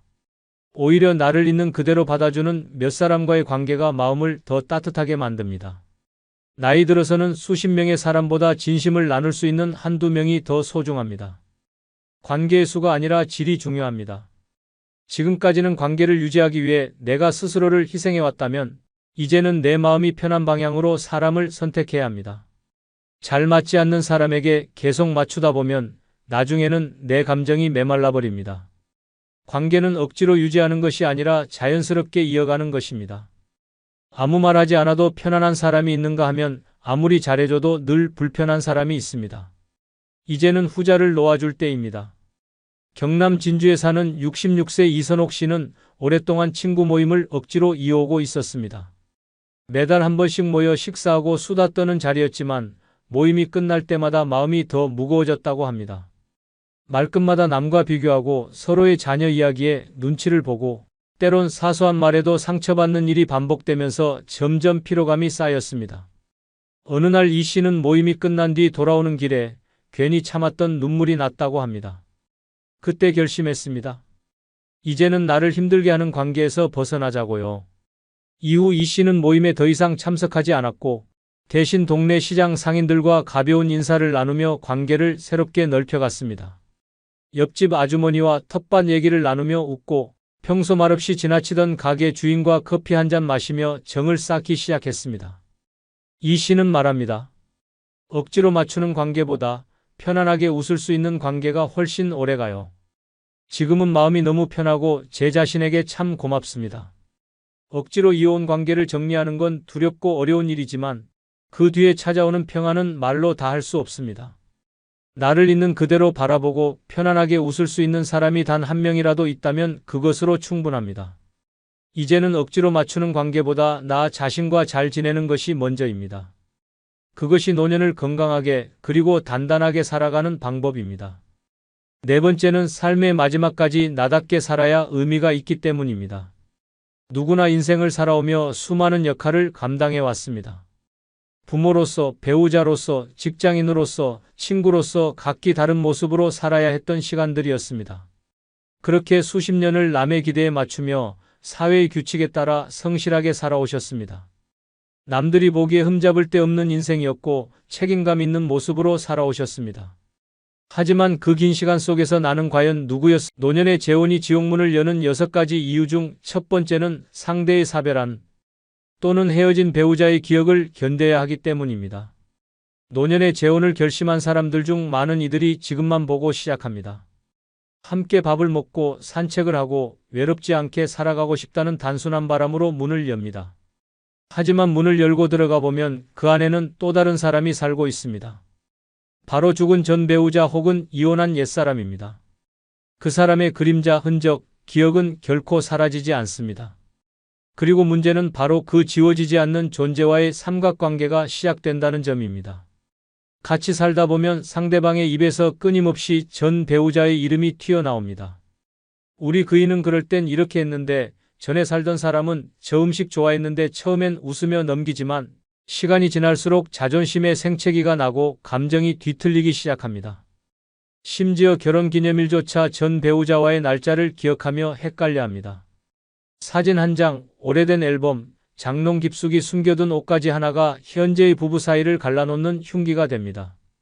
더 심각한 건 상대가 여전히 전 배우자를 사랑하고 있을 수 있다는 점입니다. 특히 사별한 경우 그 사람은 미화되어 마음속에 완벽하게 남아 있습니다. 당신은 그 그림자를 넘을 수 없는 경쟁자가 되는 것입니다. 죽은 사람과의 경쟁은 항상 패배로 끝납니다. 당신이 아무리 좋은 음식을 해줘도 아무리 정성을 다해도 상대방은 늘 전에 그 사람이 더라는 말로 당신을 무너뜨립니다. 그 기억은 단지 마음속에만 있지 않습니다. 대화, 행동, 생활 습관, 인테리어, 냉장고 정리 방식까지 스며들어 있습니다. 전 배우자의 방식으로 살아가면서 당신에게는 그것을 그대로 따라오길 강요합니다. 심지어 자식들까지 우리 아버지는 원래 이렇게 사셨어요 라고 말하며 당신의 삶을 부정합니다. 결국 당신은 사랑을 나누기 위해 시작한 결혼에서 유령과의 싸움을 벌이게 되는 것입니다. 경기도 수원에 사는 70세 이모 어르신은 아내와 사별한 후 오랜 외로움 끝에 재혼을 결정했습니다. 상대 여성은 이혼 경력이 있었고 서로 의지가 되어 조용한 노후를 꿈꿨습니다. 그런데 결혼한 지 한 달이 채 지나지 않아 이상한 일들이 벌어졌습니다. 식탁에는 늘 전 남편이 좋아했던 반찬이 올라왔고 벽에는 오래된 가족 사진이 버젓이 걸려 있었습니다. 어르신은 처음엔 배려라 생각했습니다. 하지만 매번 대화 도중 전 남편 이야기가 끊이지 않았습니다. 그 사람도 이 소파 좋아했어요. 그 사람도 감자볶음에 김 넣는 걸 좋아했지라는 말이 매 끼니마다 나왔습니다. 결정적인 건 생일날 케이크에 쓰여진 전 남편 이름인 늘 그리운 명호 씨라는 글귀였습니다. 이 어르신은 자신이 누구를 위한 자리를 지키고 있는지 혼란스러웠습니다. 결국 두 사람의 관계는 점점 어색해졌고 감정은 식어갔습니다. 어르신은 말했습니다. 내가 다시 사랑을 시작한 줄 알았는데 사실은 유령의 빈자리를 메우고 있었던 겁니다. 그 사람의 마음엔 내가 없었습니다. 죽은 사람만 있었죠. 재혼을 생각한다면 상대의 과거가 얼마나 현재에 침투해 있는지를 먼저 봐야 합니다. 아무리 좋은 사람이더라도 그 마음속에 죽은 사람이 자리를 잡고 있다면 그 결혼은 당신에게 지옥이 됩니다. 사랑이란 지금 이 순간을 함께 바라보는 것이어야 합니다. 과거의 망령을 끌어안은 채 시작하는 사랑은 결국 당신의 존재를 지워버릴 뿐입니다. 두 번째는 늙어가는 과정이 더 힘들어질 수 있기 때문입니다. 노년에 재혼을 하면 외로움이 사라질 것 같고 인생이 다시 활짝 피어날 것 같지만 현실은 정반대일 수 있습니다. 두 사람이 늙어가는 여정을 함께 한다는 건 아름다운 말처럼 들리지만 그 안에는 치열한 현실과 날카로운 고통이 숨어 있습니다. 각자 다른 몸 상태, 다른 습관, 다른 질환이 얽히고 설켜 늙어가는 과정은 더디고 무거워지기만 합니다. 혼자 늙는 것도 힘든데 둘이 함께 늙는 건 결코 쉬운 일이 아닙니다. 한 사람의 병이 시작되면 다른 사람도 금세 영향을 받습니다. 허리가 아프다, 무릎이 아프다, 눈이 침침하다, 이런 문제들이 동시에 터져 나오면 서로 위로는커녕 짜증만 남습니다. 어느 날은 한쪽이 병원 가자고 하고 또 어느 날은 다른 쪽이 통증을 호소하며 같이 못 나가겠다고 합니다. 그럴 때마다 갈등은 깊어지고 걱정은 커집니다. 더 큰 문제는 서로가 서로를 의지하기엔 이미 체력과 정신력이 바닥났다는 점입니다. 자식이라면 불편한 부모를 끝까지 책임질 수 있지만 재혼한 배우자는 결국 타인입니다. 처음엔 잘해보려 하지만 시간이 지나면서 피로와 실망이 쌓입니다. 당신도 늙어가잖아. 나 좀 그만 힘들게 해라는 말이 튀어나오는 순간 그 관계는 감정의 전쟁터로 바뀝니다. 또한 생활 방식과 병원 이용 방식, 식사 습관까지 달라지면 사소한 일 하나도 협의가 필요해집니다. 어떤 사람은 민간요법을 고집하고 또 어떤 사람은 병원에서 약을 받아야 안심합니다. 이견이 충돌할수록 몸보다 마음이 먼저 병들게 됩니다. 서로가 서로의 늙음을 감당해야 하는 상황, 그것은 로맨스가 아니라 생존 싸움입니다. 실제 사례를 하나 소개합니다. 충북에 사는 76세 윤모 어르신은 3년 전 함께 살던 친구의 권유로 69세 여성과 재혼을 했습니다. 두 분 다 기력이 있는 편이었고 시골에서 조용히 살기엔 좋았던 조합이었습니다. 하지만 얼마 지나지 않아 윤 어르신은 퇴행성 관절염이 악화되었고 상대 여성은 만성 당뇨로 인해 매일 혈당 체크와 식단 조절이 필요했습니다. 문제는 바로 식사였습니다. 윤 어르신은 짜고 진한 음식을 좋아했고 상대는 무조건 싱겁게만 먹어야 했습니다. 매 끼니마다 반찬을 따로 해야 했고 결국 나는 왜 맨날 내 병 따라 맞춰야 하냐는 말이 튀어나왔습니다. 거기에 약 타러 병원 갈 때도 서로 가는 병원이 달라 한 명은 차를 기다리고 다른 한 명은 택시를 잡고 생활이 점점 엉켜만 갔습니다. 결정적인 사건은 겨울에 일어났습니다.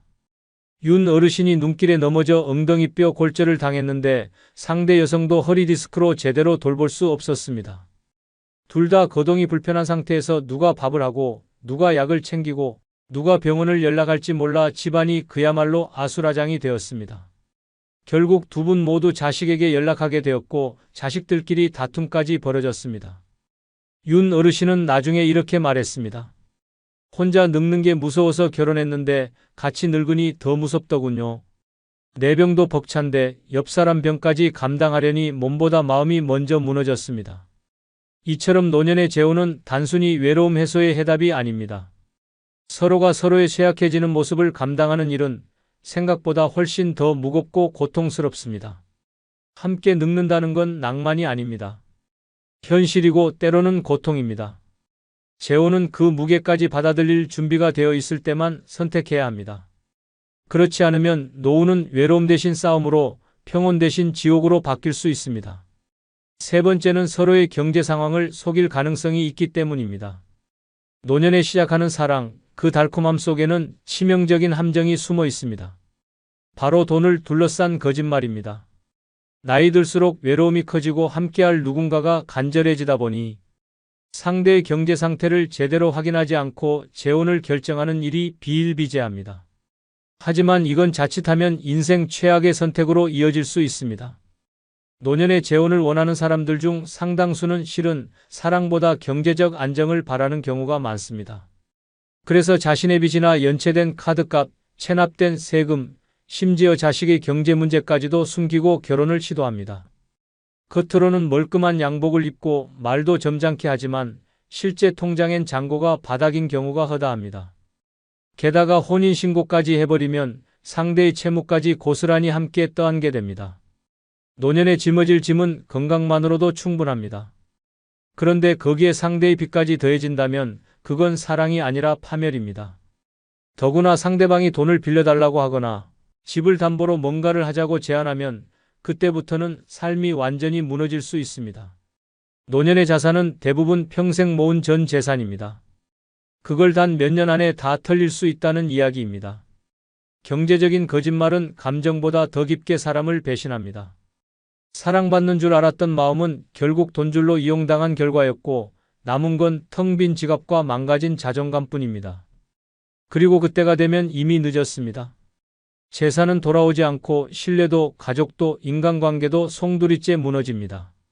문제는 이 속임수가 결혼 전엔 절대 드러나지 않는다는 점입니다. 처음엔 나는 돈 걱정 없어요. 국민연금도 충분하고 자식들도 잘 살아요 라며 안심시킵니다.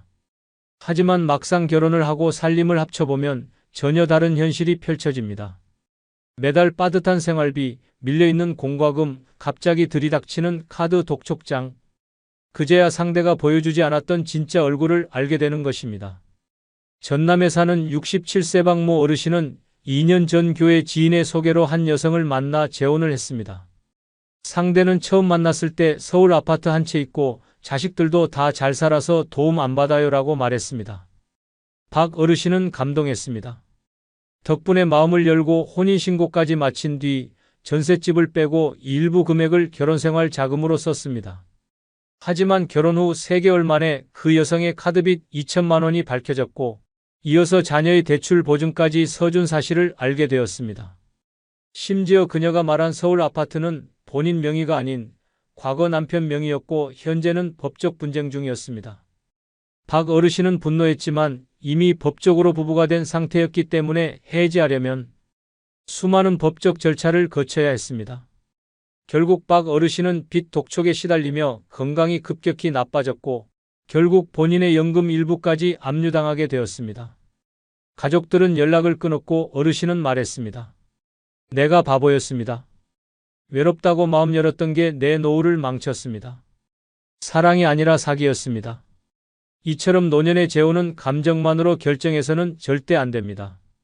겉모습, 말투, 태도에 속지 마십시오. 상대의 경제 상황은 직접 확인하고 혼인신고는 최소 몇 개월 이상 함께 살아본 후 신중하게 결정해야 합니다. 한 번의 잘못된 선택이 당신의 평생을 송두리째 무너뜨릴 수 있습니다. 노년에 시작한 사랑이 독이 되지 않으려면 반드시 돈부터 확인하십시오. 냄새나는 마음보다 더 무서운 건 텅 빈 지갑에서 시작된 파국입니다. 네 번째는 상대의 병간호를 해야 할 수도 있기 때문입니다. 노년의 재혼을 결심하는 사람들은 대부분 외로움을 이기기 위해 혹은 남은 삶을 함께 나누고 싶다는 생각으로 시작합니다. 하지만 그 결정이 인생의 마지막을 후회로 가득 채우는 지옥문이 될 수 있다는 사실을 아는 사람은 많지 않습니다. 왜일까요? 바로 재혼한 상대가 어느 날 갑자기 병석에 눕게 될 수도 있기 때문입니다. 나이 들어 시작한 사랑이 어느 날 갑자기 병간호로 바뀌는 순간 그 관계는 로맨스가 아닌 의무와 짐으로 전락합니다. 단지 아플 수도 있다는 가능성이 아닙니다. 고혈압, 당뇨, 치매, 파킨슨병, 암. 노년의 흔한 질병들은 시간이 지날수록 상대를 전적으로 돌봐야 하는 상황으로 몰아갑니다. 손발을 씻겨야 하고 배설을 받아내야 하며 수면까지 감시해야 합니다. 그것도 사랑의 감정이 채자리 잡기도 전에 시작됩니다. 문제는 법적 배우자가 된 이상 병원에서는 보호자 서명을 요구합니다. 간병비, 수술 동의서, 책임 모두 당신의 몫이 됩니다. 자식도 친척도 책임지지 않습니다. 오직 재혼한 당신만이 전부를 감당해야 합니다. 상대는 당신을 믿고 기대지만 정작 당신은 그 무게에 눌려 숨이 막히게 됩니다. 감정적으로는 물론 경제적으로도 엄청난 부담이 몰려옵니다. 간병인은 하루 10만 원 이상 장기 입원이라도 하게 되면 수천만 원이 순식간에 사라집니다. 처음에는 아프면 내가 돌보지라고 쉽게 말합니다. 하지만 막상 현실이 되면 이야기는 달라집니다. 사람이 하루 종일 병실에서 환자 곁을 지키는 삶을 견딘다는 건 정신적인 소모전입니다. 사랑으로 시작한 관계가 간병으로 끝날 때 그 마지막은 분노와 후회로 가득 찹니다. 경북에 사는 68세 김모 어르신은 5년 전 친구의 소개로 재혼을 했습니다. 성격이 잘 맞았고 서로 의지도 됐습니다. 문제는 재혼한 지 2년도 채 되지 않아 아내가 뇌졸중으로 쓰러졌다는 점입니다. 급성으로 진행되어 반신불수가 되었고 말도 제대로 하지 못하게 되었습니다. 김 어르신은 처음엔 책임감으로 병원에서 밤낮 없이 간호했습니다. 기저귀를 갈고 죽을 떠먹이고 말없이 손을 잡아줬습니다. 하지만 시간이 지나자 현실은 점점 고통이 되었습니다. 허리는 끊어질 듯 했고 밤마다 숙면은커녕 알람처럼 깨어났습니다. 무엇보다 경제적인 부담이 몰려왔습니다. 간병비를 줄이기 위해 병원을 옮기고 결국 집에서 간병을 시작했지만 그때부터 지옥이 열렸습니다. 하루 종일 집에 갇혀야 했고 친구들과의 연락도 끊겼습니다. 심지어 그의 친자식들은 아버지 왜 그렇게까지 하세요? 라며 외면했습니다. 김 어르신은 이렇게 말했습니다. 사랑한다고 했을 뿐인데 내 인생이 완전히 사라졌습니다. 하루하루가 지옥입니다. 내가 이러려고 재혼했나 싶습니다. 이처럼 노년의 재혼은 단순한 동거 이상의 책임을 동반합니다. 상대의 질병은 곧 나의 인생을 바꿔놓을 수 있는 핵폭탄입니다. 따뜻한 밥을 나눌 사람이 필요해서 시작한 재혼이 어느 날 병실 냄새와 오물 속에서 끝날 수도 있다는 현실. 절대 가볍게 생각하지 마십시오. 사랑은 감정이지만 간병은 현실입니다. 노년의 재혼, 이 점을 간과하면 그 선택은 당신을 지옥으로 끌고 갑니다. 다섯 번째는 서로 다른 가치관이 충돌할 수 있기 때문입니다. 사랑은 감정이지만 결혼은 생활입니다. 특히 노년에 시작하는 결혼은 더더욱 그렇습니다. 젊었을 땐 타협도 쉽고 변화도 가능했지만 나이가 들수록 각자의 삶의 방식은 고착되고 습관은 신념이 됩니다. 그 상태에서 재혼을 한다는 것은 서로 굳어진 삶을 하나로 억지로 엮는 것과 같습니다. 문제는 바로 여기서 시작됩니다. 가치관이 다르면 사랑은 금세 갈등으로, 말은 다툼으로 변해버립니다. 노년의 재혼은 흔히 성격 잘 맞으면 되지라고 가볍게 생각하기 쉽습니다. 하지만 실제로는 돈을 어떻게 쓸 것인가, 자식들과 어떤 거리를 둘 것인가, 집안일은 누가 어떻게 할 것인가 등 구체적인 생활 문제에서 심각한 차이를 보입니다. 이런 차이는 말로 타협되지 않습니다. 오히려 내가 평생 이렇게 살아왔어라는 고집으로 충돌합니다. 결국 상대의 삶을 이상하다, 답답하다고 느끼며 실망과 짜증이 반복됩니다. 가장 흔한 예가 돈과 가족입니다. 한쪽은 매달 연금을 저축하며 미래를 걱정하고 다른 한쪽은 내 나이에 무슨 저축이냐며 하루하루를 즐기자고 말합니다. 또 한쪽은 자식들에게 일정한 거리를 두고 살고 싶어 하는 반면 다른 한쪽은 자식과 손주들을 매일같이 끌어들입니다. 이 모든 게 가치관 차이이며 결국은 생활 충돌로 이어지는 핵심입니다. 이런 상황에서는 어느 한쪽이 일방적으로 양보하지 않으면 갈등은 절대 해결되지 않습니다. 하지만 양보도 한두 번이지 시간이 지날수록 쌓인 불만은 폭발합니다. 그냥 혼자 사는 게 더 편했지라는 생각이 머릿속을 맴돌기 시작하고 결국 말도 줄고 식사도 따로 하며 동거 아닌 동상이몽 상태가 됩니다. 충남에 사는 73세장 모 어르신은 친구의 권유로 2년 전 한 여성과 재혼을 했습니다. 처음엔 함께 아침을 먹고 공원을 걷는 것만으로도 삶이 풍요로워졌습니다. 그런데 문제가 하나둘씩 불거졌습니다. 장 어르신은 전략을 중요시하는 분이었고 전기밥솥 코드도 안 쓸 땐 꼭 뽑는 분이었습니다. 반면 새 배우자는 나이 들어 돈 아껴 뭐해요? 하며 TV를 밤새 틀고 물도 아낌없이 틀어놓는 스타일이었습니다. 거기에 음식 문제도 겹쳤습니다. 장 어르신은 평생 간을 약하게 해서 먹어온 반면 상대는 짜고 매운 음식을 좋아해 매 끼니가 전쟁이었습니다. 자식들과의 관계도 문제였습니다. 장 어르신은 자식들 문제에 간섭하지 않길 바랐지만 상대는 매주 손주를 불러 자고 가게 했습니다. 결국 둘은 사소한 다툼이 쌓여 큰 말싸움으로 이어졌고 장 어르신은 어느 날 밤중에 혼자 짐을 싸서 고향으로 내려가 버렸습니다.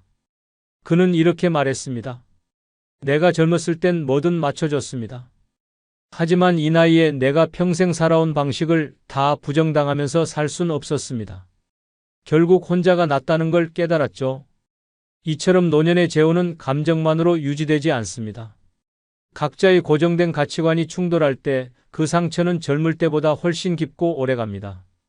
나이 들수록 고집은 강해지고 타협은 어려워지기 때문입니다. 6번째는 가족 간의 유산 문제가 복잡해질 수 있기 때문입니다. 노년에 재혼을 하면 가장 먼저 흔들리는 것이 사랑이 아니라 돈입니다. 특히 유산 문제는 가족의 신뢰를 단숨에 무너뜨리고 형제자매 간의 전쟁을 불러오는 폭탄과도 같습니다. 이건 단순한 우려가 아닙니다. 수없이 많은 재혼 가정에서 실제로 벌어지는 피 튀기는 현실입니다. 자식들은 부모가 재혼하는 순간부터 계산기를 두드리기 시작합니다. 새 배우자가 아버지 유산을 가져가면 어떡하지? 엄마가 남긴 집을 그쪽 자식들이 나눠 갖는 건 아니겠지? 그 불안이 시작되면 가족은 더 이상 가족이 아닙니다. 감정은 사라지고 이권 싸움만 남습니다. 재혼 상대가 사망하든 본인이 먼저 세상을 떠나든 그 시점부터 유산 분배는 복잡한 법정 싸움으로 번지기 십상입니다.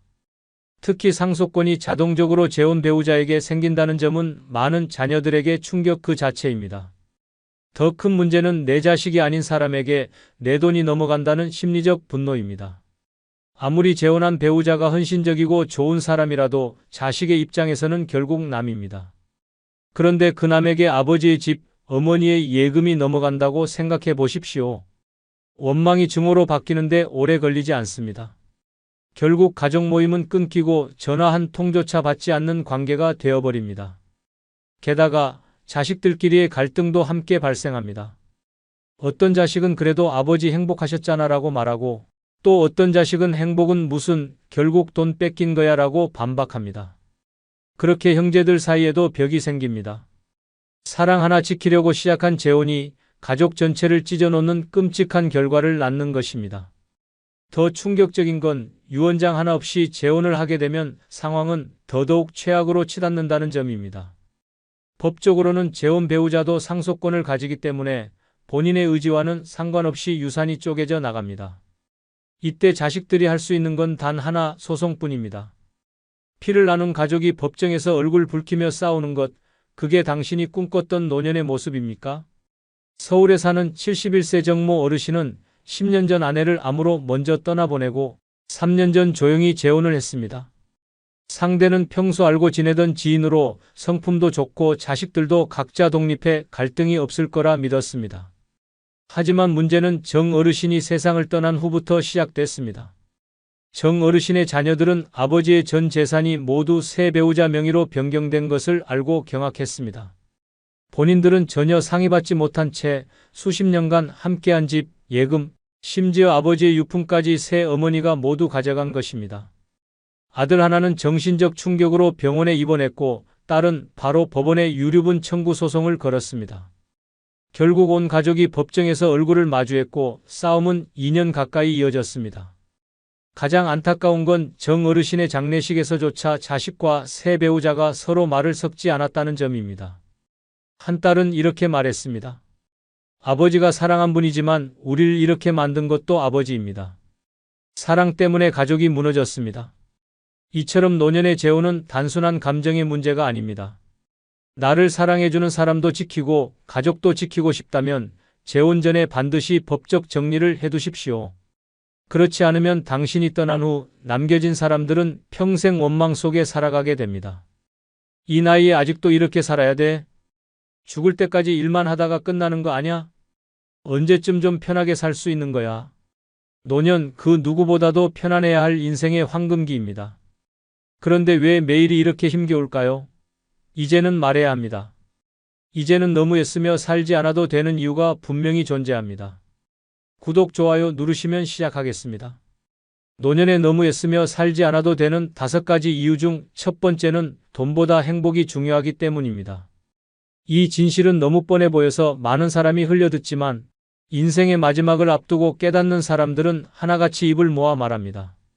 그동안 뭘 위해 그렇게 악착같이 살았는지 모르겠다라고요. 노년에 접어들며 더 많이 가지기 위해, 더 아끼기 위해, 자식에게 조금이라도 더 남겨주기 위해 스스로를 쥐어짜며 사는 분들이 많습니다. 그러나 그 모든 희생 끝에 남는 것은 건강을 잃은 몸, 연락 없는 자식, 의미 없는 통장 잔고뿐입니다. 아무리 많은 돈을 모아도 외로운 병원 침대 위에서는 그 돈이 따뜻한 말 한마디도 못 해줍니다. 행복은 잃고 나서야 그 가치를 실감하는 것 중 하나입니다. 돈을 쌓아 올리는 동안 가까웠던 친구들과의 관계는 멀어지고 하고 싶었던 일들은 언젠가라는 핑계로 미뤄집니다. 하지만 그 언젠가는 결국 오지 않습니다. 사람들은 돈이 행복을 보장해 줄 거라고 믿지만 실제로는 돈이 많아질수록 불안과 외로움이 커졌다는 연구 결과도 적지 않습니다. 더 충격적인 사실은 자식들에게 뭔가를 물려주기 위해 아등바등 살아온 노인들이 정작 자식들에게 부담스러운 존재가 된다는 현실입니다. 왜 저렇게까지 사시나, 그 돈 안 줘도 되는데라는 자식들의 말은 부모에게는 비수처럼 꽂힙니다. 돈보다 함께 보내는 시간, 따뜻한 말 한마디가 훨씬 더 큰 유산이 될 수 있다는 사실을 너무 늦게 깨닫는 경우가 허다합니다. 또한 돈에 집착한 나머지 사람들과의 관계를 무너뜨리는 경우도 많습니다. 친구와의 여행을 아까워하고 커피 한 잔조차 허락하지 않는 삶은 결국 고립을 부릅니다. 이기적인 게 아니라 지혜로운 삶은 지금 이 순간을 누릴 줄 아는 것에서 시작됩니다. 돈이 남아도는 사람이 아니라 웃을 일이 많은 사람이 진정한 부자입니다. 실제 사례를 하나 소개합니다. 72세의 이모 씨는 서울의 한 아파트 2채를 소유하고 있었습니다. 젊은 시절부터 자식에게 물려줄 재산을 목표로 하루도 빠짐없이 일했고 남편이 병으로 쓰러졌을 때도 병간호를 하며 알바까지 병행했습니다. 그렇게 평생을 악착같이 살았습니다. 그런데 은퇴 후 자식 둘은 외국으로 나가 연락이 점점 뜸해졌고 함께했던 남편도 몇 해 전 세상을 떠났습니다. 이모 씨는 매일 저녁 TV를 보며 혼자 밥을 먹고 가끔 오는 자식들의 전화에 기대어 삽니다. 어느 날 이웃이 어르신 저녁 같이 드실래요? 라고 했을 때 이모 씨는 처음으로 눈물이 났다고 합니다. 돈이 많아도 밥 한 끼 같이 먹어줄 사람 하나 없는 인생, 그게 행복일 수는 없습니다. 그날 이후 이모 씨는 인근 복지관의 여행 프로그램에 참여하고 친구들과 차를 마시며 웃는 시간을 보내고 있습니다. 그리고 말합니다. 이제는 돈보다 사람, 돈보다 웃음이 좋아요. 라고요. 지금 이 순간 당신이 쥐고 있는 돈보다 더 소중한 건 바로 행복을 누릴 줄 아는 용기입니다. 노년에 너무 애쓰며 살지 않아도 되는 5가지 이유 중 2번째는 무리하면 삶이 고달파지기 때문입니다. 젊을 때처럼 몸이 말을 듣지 않는데도 여전히 자신을 몰아붙이며 살아가는 사람들이 많습니다.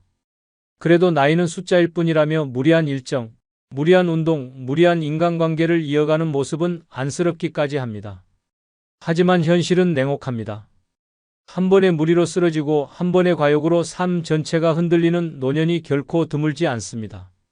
가장 흔한 비극은 건강을 잃는 것입니다. 체력이 약해진 몸은 한번 넘어지면 쉽게 일어나지 못합니다. 심지어 뼈가 부러지고 입원 생활이 길어지며 일상 자체가 무너져 버립니다. 그저 화분을 옮기다 넘어졌을 뿐인데 결국 휠체어를 타게 된 사람도 있고 괜찮겠지 싶어 장거리 여행을 갔다가 병원 신세를 지는 경우도 적지 않습니다. 한순간의 괜찮겠지가 노후 전체를 망가뜨릴 수 있다는 사실은 공포 그 자체입니다. 정신적으로도 무리는 큰 독이 됩니다. 나이 먹었다고 해서 놀고만 있을 순 없잖아. 자식에게 짐이 되면 안 되니까라는 강박은 결국 자신을 파괴하는 칼이 됩니다. 쉬어야 할 때 쉬지 못하고 도움을 청해야 할 때 오히려 감추는 노인은 스스로를 외롭게 만드는 것입니다. 자존심이 강한 게 아니라 삶을 힘겹게 만드는 선택일 뿐입니다. 또한 무리하게 손자들 봐주고 무리하게 자식 뒷바라지를 하다 병원 신세를 지는 노인도 많습니다. 자식들은 고마워할지는 몰라도 결코 그 무리의 대가까지 감당해주지는 않습니다. 엄마가 그렇게 무리하실 줄은 몰랐어요 라는 말은 위로가 아니라 무관심의 변명일 뿐입니다. 더 충격적인 사실은 노년의 무리가 중독처럼 반복된다는 점입니다. 무리를 해야 내가 가치 있는 사람처럼 느껴지는 왜곡된 인식, 그게 문제입니다. 하루라도 아무것도 하지 않으면 무기력해지고 가만히 있으면 쓸모없다는 불안감이 몰려옵니다. 그 결과 몸은 지치고 마음은 상처받고 결국 병원과 상담실을 전전하게 됩니다. 노후는 누구보다 자신을 아껴야 하는 시기입니다. 누군가를 위해 무리하는 삶은 더 이상 영광이 아닙니다. 그것은 무책임한 선택일 수 있습니다. 내 몸 하나 돌보지 못하면서 누구를 돕고 무엇을 책임질 수 있겠습니까? 늦게라도 깨달아야 합니다. 건강한 노년은 무리가 아니라 여유에서 시작된다는 사실을 말입니다. 실제 사례 하나를 소개합니다. 68세의 정모 씨는 은퇴 후에도 매일 아침 6시에 일어나 마당 청소를 하고 손주들 등하교를 책임지고 저녁이면 종교 모임과 자원봉사까지 참여했습니다. 주변에서는 정 선생은 진짜 부지런해요 라며 칭찬했지만 정작 정 씨는 만성 피로에 시달렸고 어깨와 무릎 통증은 심해졌습니다. 병원에서는 퇴행성 관절염 진단을 내렸고 하루 3번 약을 먹어야 하는 상황이 되었습니다. 그런데도 멈추지 않았습니다. 그러다 어느 날 버스에서 잠깐 졸다가 정류장을 놓친 것도 모르고 종점까지 간 일이 벌어졌습니다. 정신을 차렸을 때는 이미 어두운 저녁, 텅 빈 버스 안에서 자신만 남아 있었고 그 순간 문득 눈물이 터졌다고 합니다. 내가 도대체 왜 이렇게까지 살고 있는 걸까라는 생각이 들었다고 합니다. 그날 이후 정 씨는 일정을 줄이고 오전엔 차 한 잔 마시며 음악 듣는 시간을 만들었습니다. 그리고는 이렇게 말했습니다. 하루를 쉬어도 세상은 망하지 않더라고요. 이제는 무리하지 않고 천천히 자신을 위해 살아가는 정 씨의 모습이 오히려 더 빛나 보입니다. 노년에 너무 애쓰며 살지 않아도 되는 5가지 이유 중 3번째는 젊을 때 충분히 애썼기 때문입니다. 젊은 시절 여러분은 미친 듯이 일하고 노력하며 하루하루를 살아왔습니다. 그때는 조금 더 힘을 내면 더 많은 걸 얻을 수 있다고 믿었습니다. 그러나 이젠 깨달아야 합니다. 그 과거의 끊임없는 애씀은 이제 충분히 보상을 받았고 노년에는 더 이상 그런 과도한 노력으로 자신을 쥐어짜지 않아도 된다는 사실을 말입니다. 그런데도 많은 사람들은 아직도 젊었을 때 충분히 했다고, 그럼 남은 시간은 그냥 가만히 있어도 되는 건가? 라고 생각하며 스스로에게 부담을 더합니다. 과거의 성취가 오늘의 편안함을 보장해주지 않으면 안 된다는 강박이 노년을 더 힘겹게 만듭니다. 그렇습니다. 당신은 이미 많이 애썼습니다. 더 이상 끊임없이 무언가를 이뤄내지 않아도 됩니다. 그때 당신이 했던 노력은 결국 당신이 지금 가지고 있는 모든 것의 기초가 되어줬습니다. 그런데 왜 계속해서 무리하게 남은 시간을 또 쏟아붓고 있습니까? 끊임없이 일을 해야만 한다는 강박에 사로잡혀 여전히 직장에 나가고 늘 더 많은 돈을 벌려고 애쓰고 또다시 무엇인가를 이루어야 한다는 압박을 느끼는 것은 자신을 고문하는 것과 같습니다. 노년에는 이제 그만 쉬어도 됩니다. 왜냐하면 젊을 때 충분히 애썼고 이미 많은 걸 이뤄냈기 때문입니다. 그런데도 계속 애쓰는 것은 결국 건강을 해치고 정신적으로 고립을 초래하며 행복을 놓치는 결과를 초래합니다. 늦게라도 깨닫는 게 중요합니다. 여러분은 충분히 했고 이제는 그때처럼 매일 쪼들리며 살아갈 필요가 없다는 사실을요. 그리고 또 하나 충격적인 진실은 더 노력하면 더 좋은 일이 생길 것이다라는 신화입니다. 더 열심히 살면 더 많은 걸 얻을 수 있다고 믿지만 그 믿음은 사실상 일종의 착각일 수 있습니다. 여러분이 지나치게 일에 몰두해온 그 시간들은 대부분 돌아보면 그다지 의미가 없었던 일들일 수 있습니다. 금전적 성취나 사회적 위치가 행복을 보장해주는 것이 아님을 알 때가 되었습니다. 그리고 한 가지 중요한 사실을 알아야 합니다.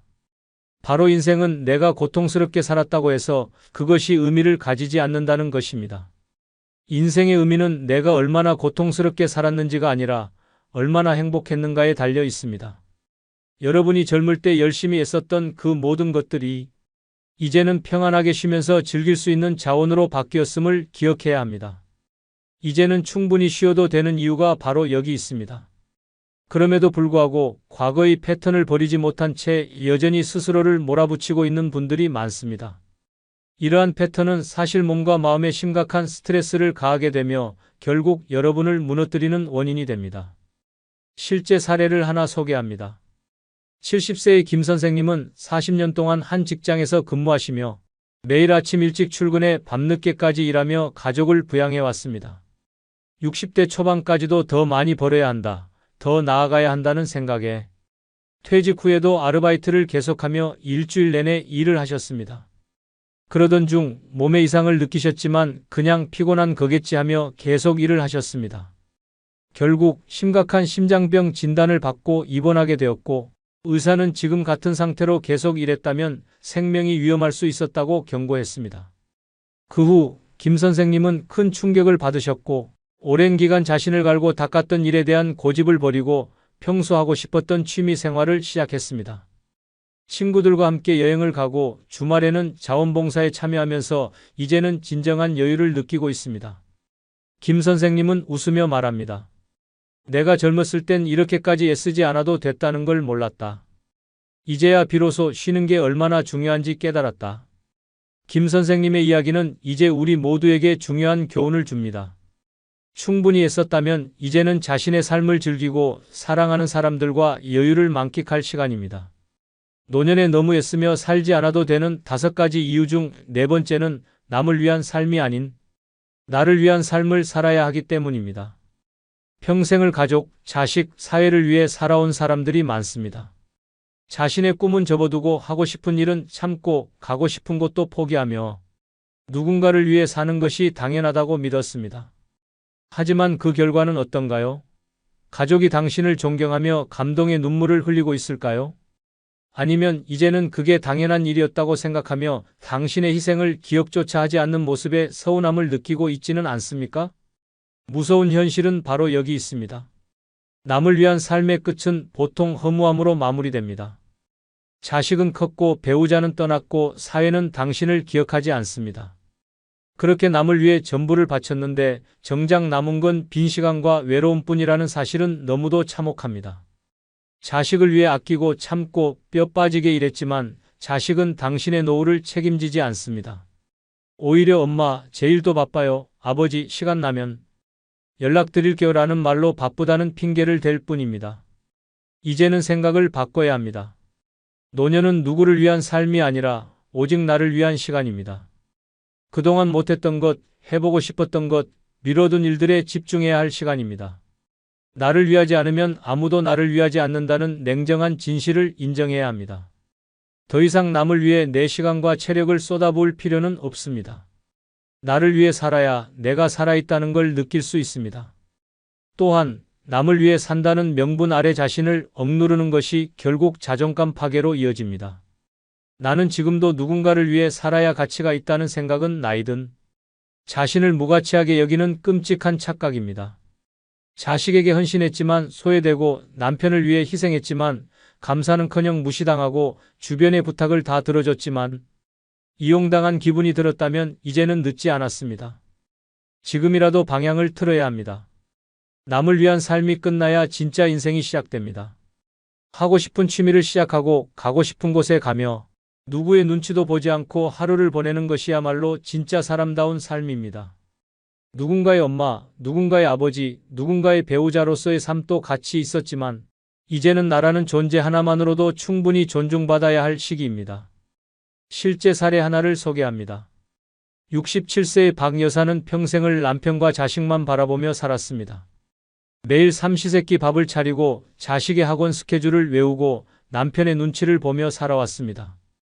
그렇게 40년을 살았고 이제는 남편은 골프, 자식은 외국 생활로 박 여사는 홀로 남겨졌습니다. 처음엔 멍하니 TV만 보며 하루를 보내다 어느 날 문득 나는 누구지? 라는 생각이 들었다고 합니다. 그러다 우연히 동네 문화센터에서 색소폰 강좌를 발견하고 평생 처음으로 자신의 이름으로 뭔가를 신청했습니다. 첫날은 손이 떨리고 마음이 조마조마했지만 두 번째, 세 번째 수업부터 웃음이 나기 시작했습니다. 연습실에서 사랑보다 깊은 상처를 부르던 날, 박 여사는 마치 다시 20살로 돌아간 듯한 기분이 들었다고 합니다. 지금은 동호회 공연 무대에도 서고 심지어 자식에게 이번 주말은 공연이라 못 봐라고 당당히 말할 정도입니다. 박 여사는 말합니다. 나는 이제 누구의 엄마도 누구의 아내도 아닌 그냥 나 박모 씨로 삽니다. 그 어떤 말보다 통쾌하고 가슴 벅찬 선언입니다. 노년은 남이 아닌 오직 나를 위한 삶을 살아야 할 시간입니다. 노년에 너무 애쓰며 살지 않아도 되는 5가지 이유 중 5번째는 마음이 편해야 오래 살기 때문입니다. 심장이 뛰는 시간보다 중요한 것은 가슴이 편안한 시간입니다. 몸은 병원에서 고칠 수 있지만 마음은 불안과 스트레스에 노출되면 서서히 병들어갑니다.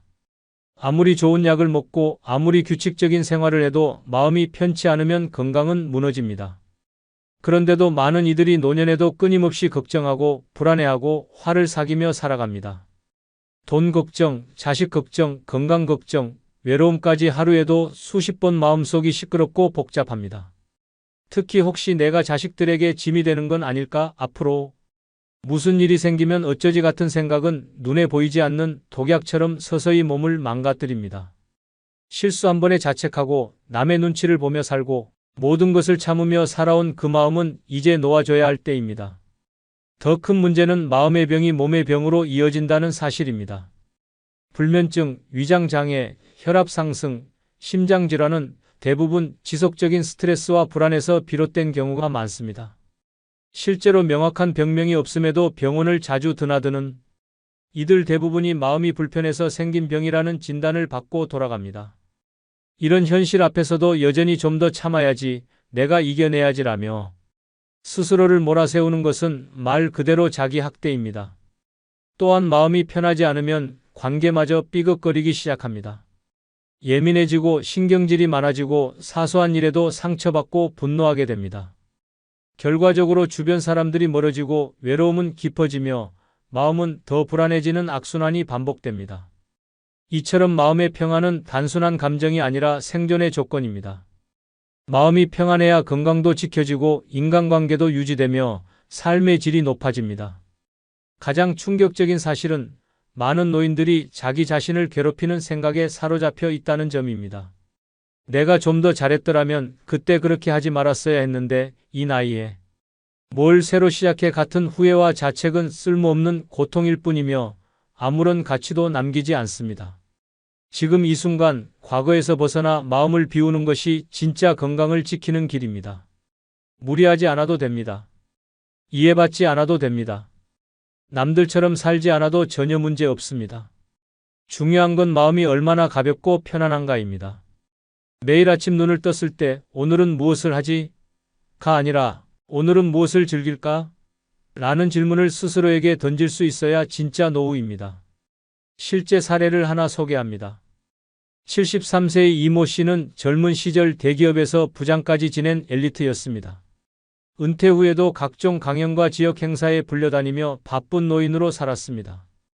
겉보기엔 성공적인 노년처럼 보였지만 매일 밤 위장약과 수면제를 먹어야 잠들 수 있었고 아침이면 가슴이 답답하고 한숨이 먼저 나왔다고 합니다. 그러던 어느 날 친구의 장례식장에서 충격을 받았습니다. 고인은 늘 건강하고 활동적이던 사람이었는데 갑작스런 심장마비로 세상을 떠났다는 소식이었습니다. 그날 밤 이모 씨는 다이어리에서 모든 일정을 지우고 자신에게 한 달만 아무것도 하지 말자는 결심을 했습니다. 처음엔 불안했지만 점점 평온해졌고 무계획의 일상이 익숙해지자 몸도 마음도 거짓말처럼 편해졌습니다. 지금은 동네 카페에서 하루 종일 책만 보기도 하고 공원 벤치에서 햇살을 즐기며 노래를 흥얼거립니다. 이모 씨는 말합니다. 이제야 숨을 쉬는 것 같아요. 전엔 살아 있었지만 살아가는 게 아니었어요. 마음이 편해야 오래 삽니다. 그 평안이 곧 당신의 최고의 건강 비결입니다. 끝으로 여러분께 한 가지 부탁이 있습니다. 영상 아래에 나오는 제품을 누르시면 쿠팡으로 연결됩니다. 이렇게 쿠팡으로 연결된 후 아무 물건을 사셔도 제 채널에 약간의 수익이 발생하오니 앞으로 쿠팡에서 물건을 구입할 경우 이런 식으로 구입해 주셔서 본 채널에 간접 후원해 주시면 대단히 감사하겠습니다. 그럼 내일 아침 7시에 더 좋은 영상으로 찾아뵙겠습니다. 감사합니다.